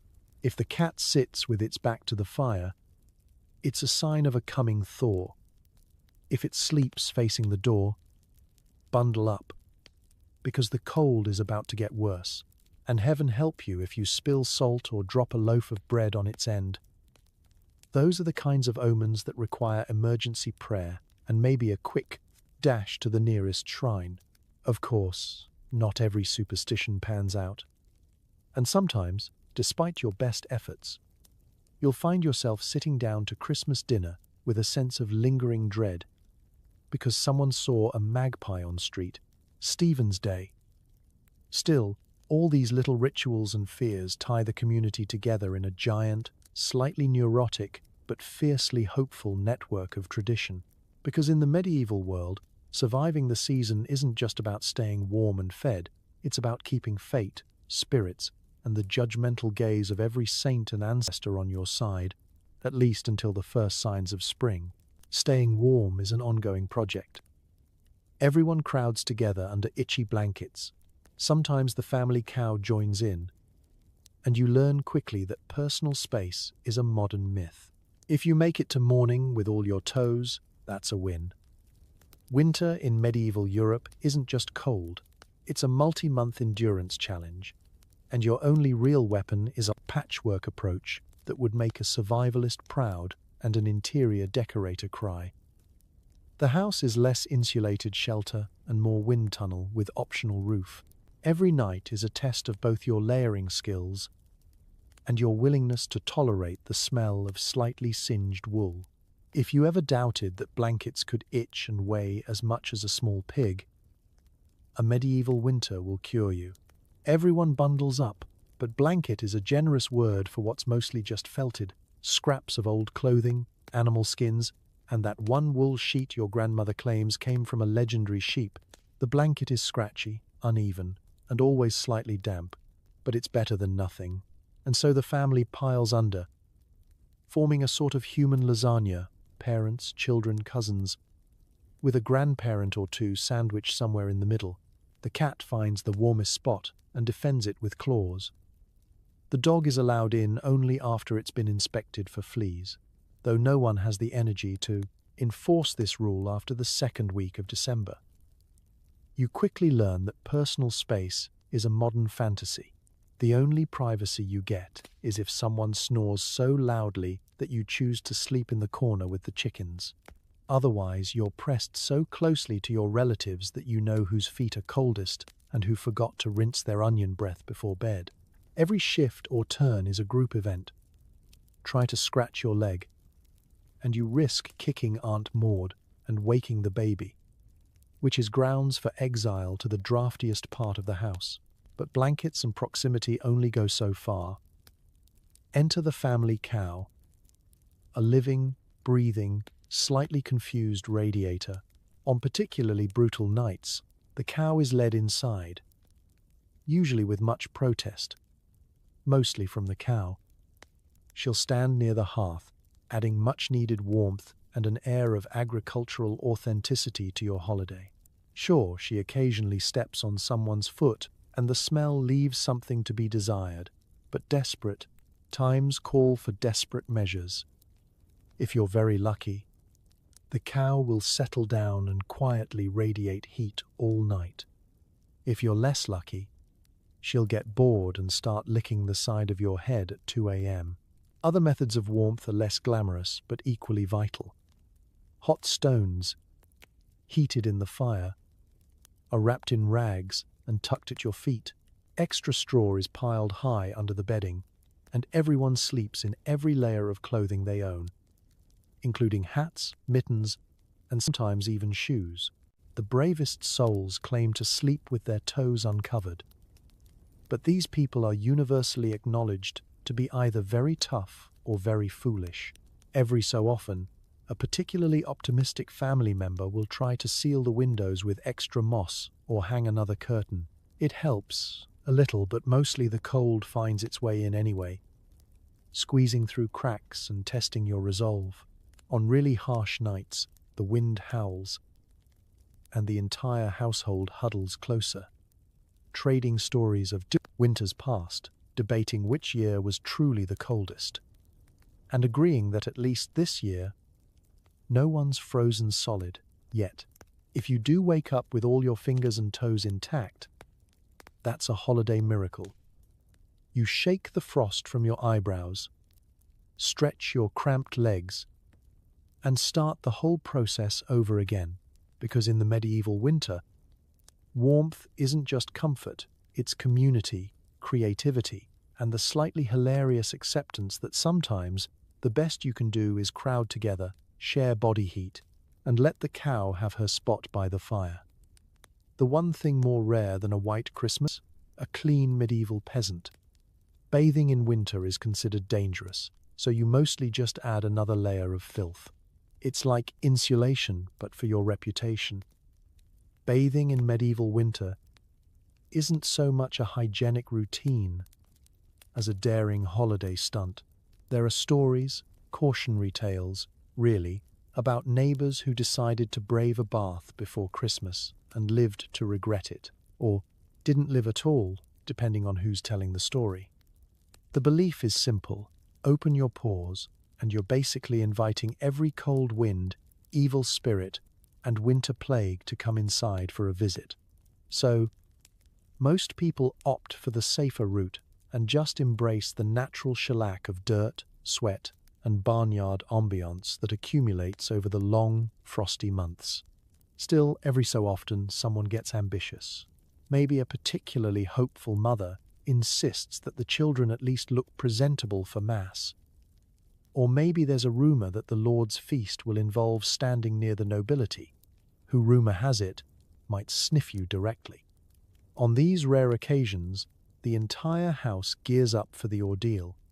Water must be fetched, one bucket at a time, from a stream or well that's half frozen and wholly uninviting. Once inside, it's dumped into the largest pot you own, a vessel so battered it leaks out the side if you look at it wrong. Next comes the fire. It takes hours to heat even a few gallons, and the result is less steamy spa and more lukewarm puddle. The lucky bather is positioned in the center of the room, strategically shielded by hanging laundry, curious siblings, and the house cat, who treats this whole spectacle as personal entertainment. The rest of the family lines up for their turn, hoping there's enough heat left in the water by the time they step in, and fully aware that the odds of ending up cleaner than when they started are roughly 50-50. Soap is another story. If you're wealthy, or at least know someone who dabbles in soap making, you might have a precious lump of lye-based, barely scented medieval soap. For everyone else, there's sand, ashes, or just vigorous scrubbing with whatever cloth hasn't already been repurposed as insulation. The goal isn't freshness. It's removing the top layer of mud, any visible moss, and possibly one or two fleas. Of course, after all that effort, there are consequences. Bathers spend the rest of the day shivering, clutching extra blankets, and listening to the older relatives predict doom. You'll catch your death, they warn, as if the air itself is lurking just outside the door, waiting to slip into your newly cleansed pores. Sometimes, just to be safe, you wrap yourself in so many layers that by the time you emerge from your cocoon, you're less a person and more a sentient ball of wool. For the boldest or most desperate, there's always the river. A plunge in winter is reserved for the truly unlucky, the mildly unhinged, or people who lost a bet during last night's dice game. They return pink-faced, teeth chattering, and with a new sense of wisdom. Next year, just stick to a festive dusting and hope for the best. If you're lucky, nobody expects miracles. You scrape dirt from your face, run a damp cloth over your hands, and tell yourself that the smell of cabbage and smoke is seasonal. After all, everyone else is in the same boat. The priest doesn't bat an eye, the neighbors can't judge, and even the Lord's feast is filled with enough incense, roasting meat, and medieval perfume, red, herbs, and wishful thinking, to cover a multitude of olfactory sins. In the end, cleanliness is relative, and survival always trumps sparkle. So, as you gather with your loved ones, still mostly unwashed but gloriously alive, you can rest assured that a little extra grime is just another part of a medieval Christmas, and maybe even your best defense against the cold. With the feast over, it's time for leftovers. Cold cabbage, congealed pottage, and the odd bone for soup. Everyone's full, slightly sick, and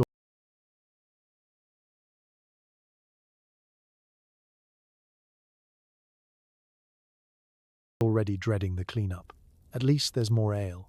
The aftermath of a medieval Christmas dinner is a sight to behold. Equal parts triumph, mild chaos, and culinary forensics. The table, which is actually just a plank balanced on two barrels, is covered with the detritus of holiday excess. Gnawed bones, bread crusts as hard as masonry, and puddles of gravy that have begun their slow migration toward the floor. The family sits back in a collective stupor, clutching their stomachs, trading stories of gluttony past, and pretending not to notice that Uncle Osric is already eyeing the leftovers for breakfast. Leftovers, of course, are not the carefully curated Tupperware miracles of modern life. There are no color-coded containers, no plans for turkey sandwiches or pie for days. Medieval leftovers are more improvisational. The pottage has transformed from hearty stew to a mysterious solid, its surface glistening with the fat of a dozen dinners, and possibly the reflection of your deepest regrets. Cold cabbage sits in a bowl, stubborn and unyielding, daring you to reheat it over the embers and pretend it hasn't seen better centuries. If you're lucky, there's a scrap of meat left, an actual piece of chicken or pork. This is guarded with the vigilance usually reserved for royal treasure. Children are sent to bed with threats not to raid the kitchen, and the family dog is posted at the doorway, tail wagging but eyes sharp. For most, the only thing to look forward to is bone soup, a broth made by boiling the remnants until the last vestiges of flavor surrender to the water. The dog stares longingly at the bones, as if to say, "When you're done failing at soup, let me have a go." Cleanup is the next great ordeal. There's no running water or dishwasher, just cold well water, rough cloths, and a system that relies heavily on the willingness of the youngest family members to do as they're told. Scraps are swept off the table and into the waiting hands of whatever livestock happens to be lurking nearby. The chicken makes off with a bit of bread. The pig noses through the vegetable peelings, and the family cat, who did nothing all day, now acts as if it personally oversaw the entire feast and demands tribute. As for the humans, everyone is slightly nauseated but weirdly proud. There's the annual debate about whether it was better or worse than last year's feast. Someone claims the bread was less crunchy, a lie. Someone else insists the pottage had more body, a euphemism for lumps, and the youngest child quietly announces their intention never to eat cabbage again. This vow will last precisely until breakfast, when cabbage returns as the only thing standing between you and genuine hunger. But even as the plates are scraped and the benches pushed aside, the feast isn't truly over. The room is thick with the warm haze of too much ale, and the sense that, despite the lack of refrigeration, nobody wants to waste a single crumb. Tomorrow, the cold pottage will be revived with a splash of ale and a desperate prayer.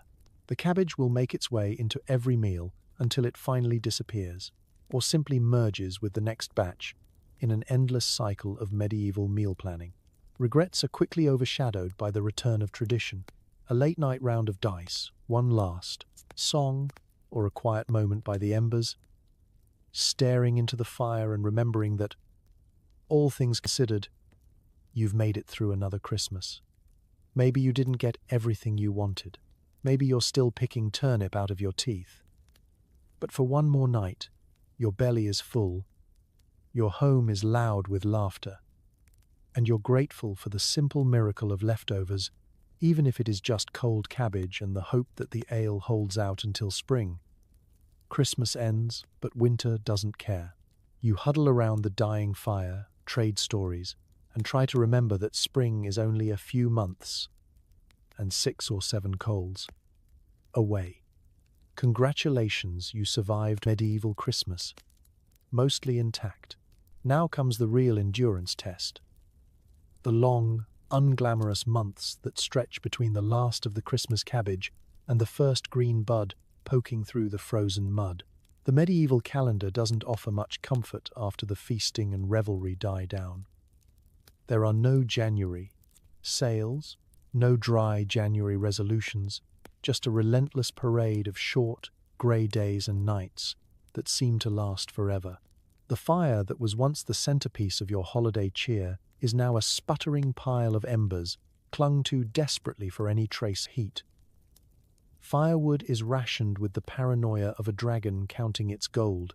Every stick tossed on the flames is debated, mourned, and only used when someone's toes are at risk of actual detachment.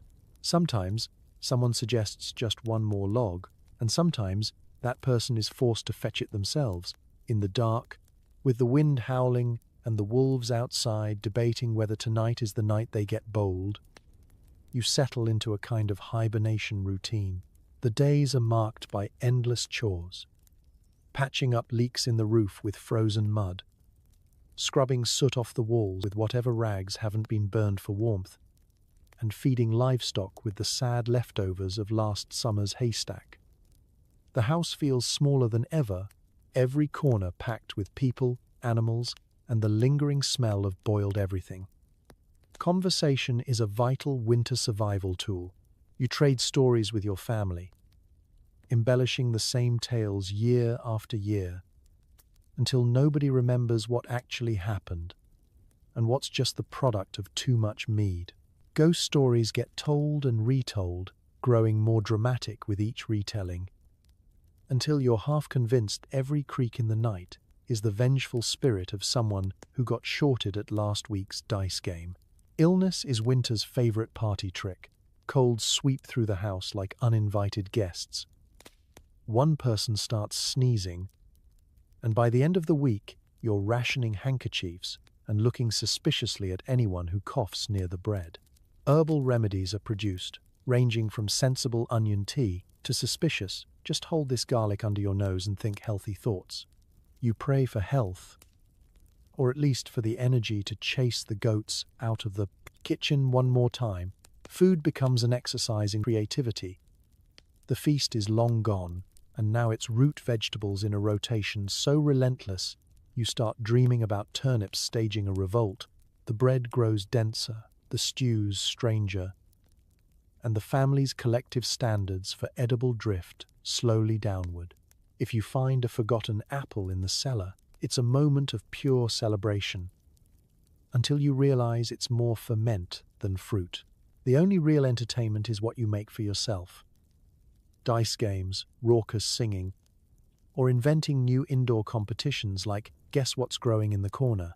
Sometimes a neighbor braves the weather for a visit, bringing news, gossip, or the kind of dubious advice that passes for medical wisdom. The days blur together, the nights stretch on.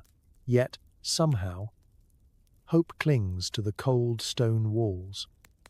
You measure time by the lengthening daylight, the promise of lambs in spring, and the first day someone opens the door without a muttered curse. By February, you're fantasizing about green shoots, mud that isn't frozen solid, and meals that don't involve cabbage. Each day survived is a small, hard-won victory. The community sticks together, sharing what they can, laughing where they're able, and stubbornly waiting for the world to thaw. And that's the secret of the medieval winter. It's less about suffering in silence, and more about making it up as you go, holding tight to the warmth you find, and trusting that eventually, somehow, the spring will come again. It's December and the sky looks like someone spilled grey soup everywhere. No meteorologists, no Doppler radar, just your neighbor squinting at the clouds and muttering, "Feels like snow." Whether it's sleet, mud, or a surprise blizzard, your festive plans hinge entirely on the mood swings of medieval winter.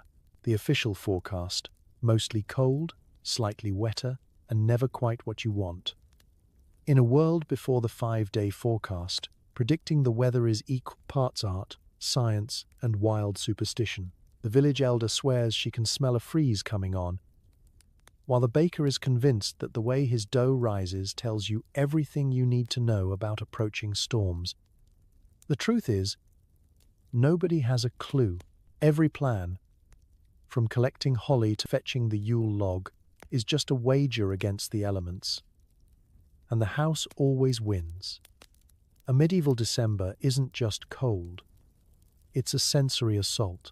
The wind is relentless, sliding through cracks in the walls like it's on a personal mission to test your resolve. There's mud everywhere, slick and bottomless, waiting to suck the boots right off your feet and send you sprawling with a dignity-defying splat. The rare white Christmas is just as likely to be brown, grey, or a soul-crushing mixture of ice and slush that makes you question your ancestors' choice of climate. Snowfall itself is a mixed blessing. At first, it's magical. A hush falls over the village, every roof and hedge dressed in white. The children are ecstatic, pelting each other with snowballs and immediately losing mittens that won't be seen until April. Adults, meanwhile, eye the sky with dread, calculating how long the firewood will last and how many chickens are about to freeze to the coop. Too much snow, and the paths vanish. Too little, and you're left with endless mud and the lingering hope that maybe, just maybe, this year's spring will come early. Inside the house, the weather report arrives via a steady drip from the thatched roof or a gust of wind that blows the door open and snuffs out your only candle.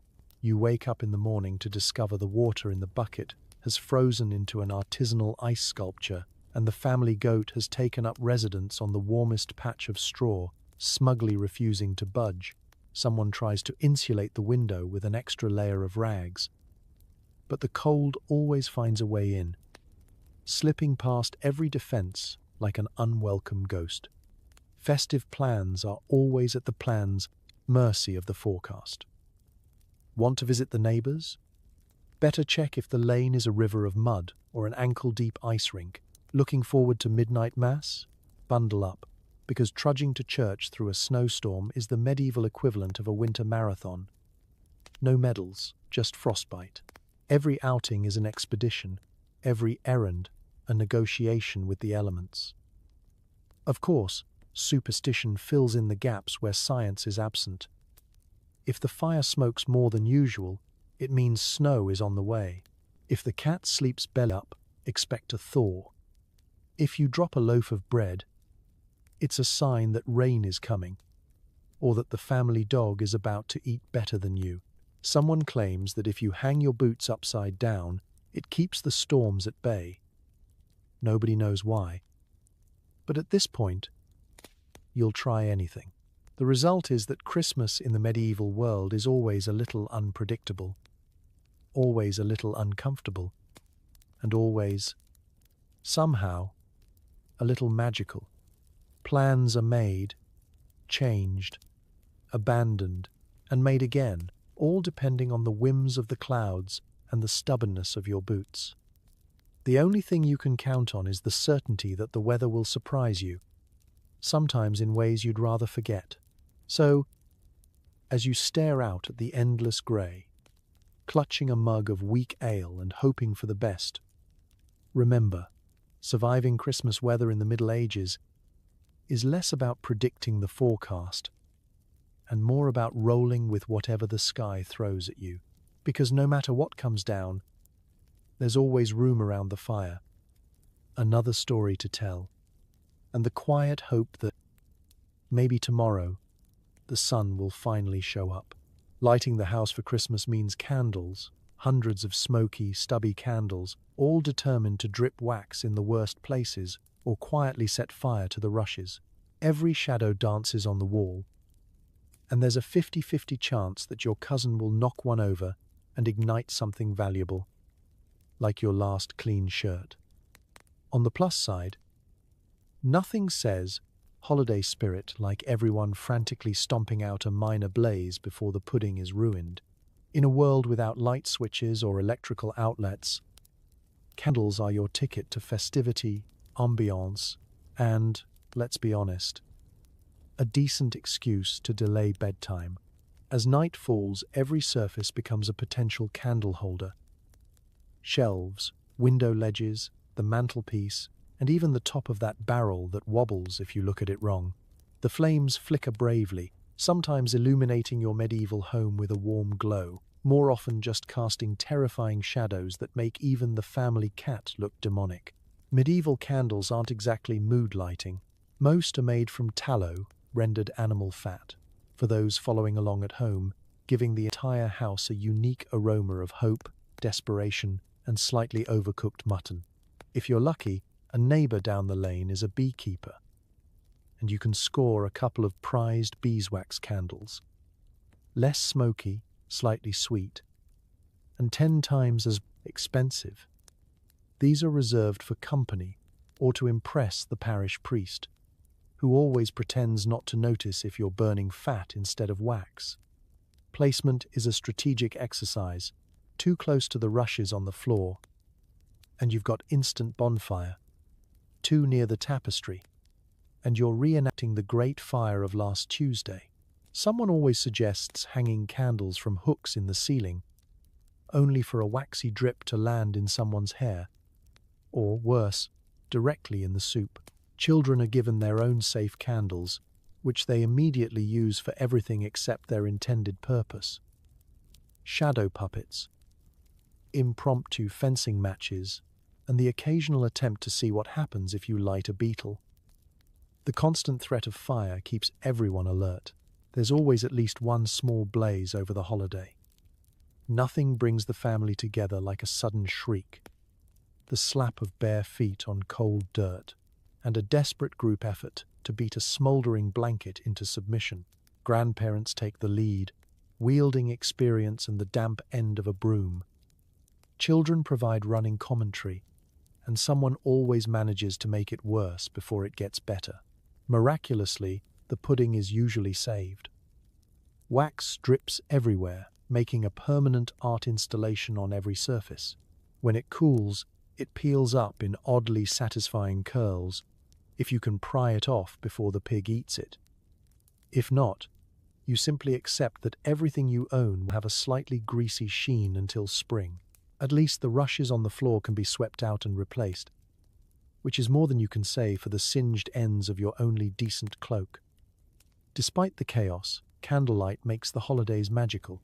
The house looks, well, not beautiful exactly, but alive, as shadows dance on the walls and every corner flickers with golden possibility. You gather close to the flames, telling stories and daring each other to walk to the outhouse alone. The children's faces glow with excitement and maybe a little terror. And everyone agrees that nothing says Christmas quite like the combined scent of tallow, pine, and last week's cabbage. There's a sort of medieval resilience in the way you learn to live with fire hazards, always keeping a bucket of water handy, always scanning the room for the next disaster, always ready with a nervous laugh, and the knowledge that at least this year it wasn't your shirt that went up in smoke. Because in a world without electricity, every flicker of candlelight is both a blessing and a gamble. But it's also the heart of the season, a reminder that sometimes surviving Christmas means lighting up the dark, even if you have to stomp out the occasional flaming pudding along the way. Medieval Christmas music means singing, loud, off-key, and with more enthusiasm than talent. If you're lucky, someone finds a battered drum or a half-broken flute. If not, it's you, your relatives, and Reginald, whose only instrument is sheer volume. The result is equal parts joyful noise and neighborhood alert system. Not everyone hits the right notes, but at least nobody can hear you over the wind. In the absence of pianos, playlists, or even a reliably tuned lute.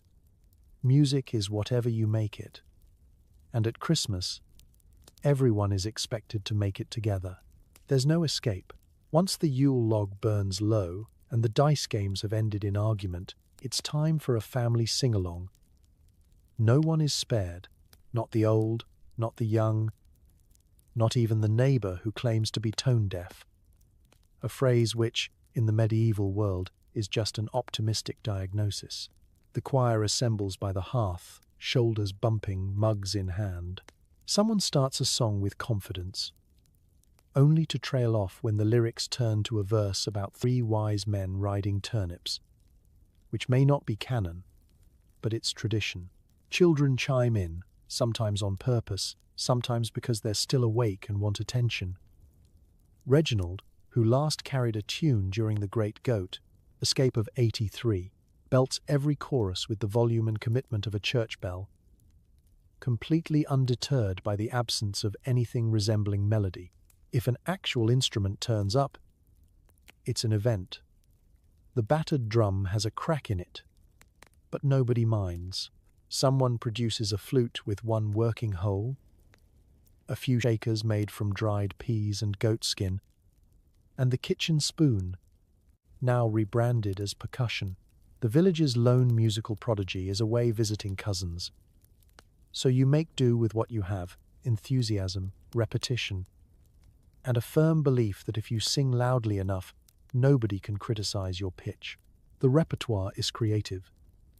Some songs are ancient hymns, passed down through generations, now mutated by memory and local flavor. Others are pure improvisation.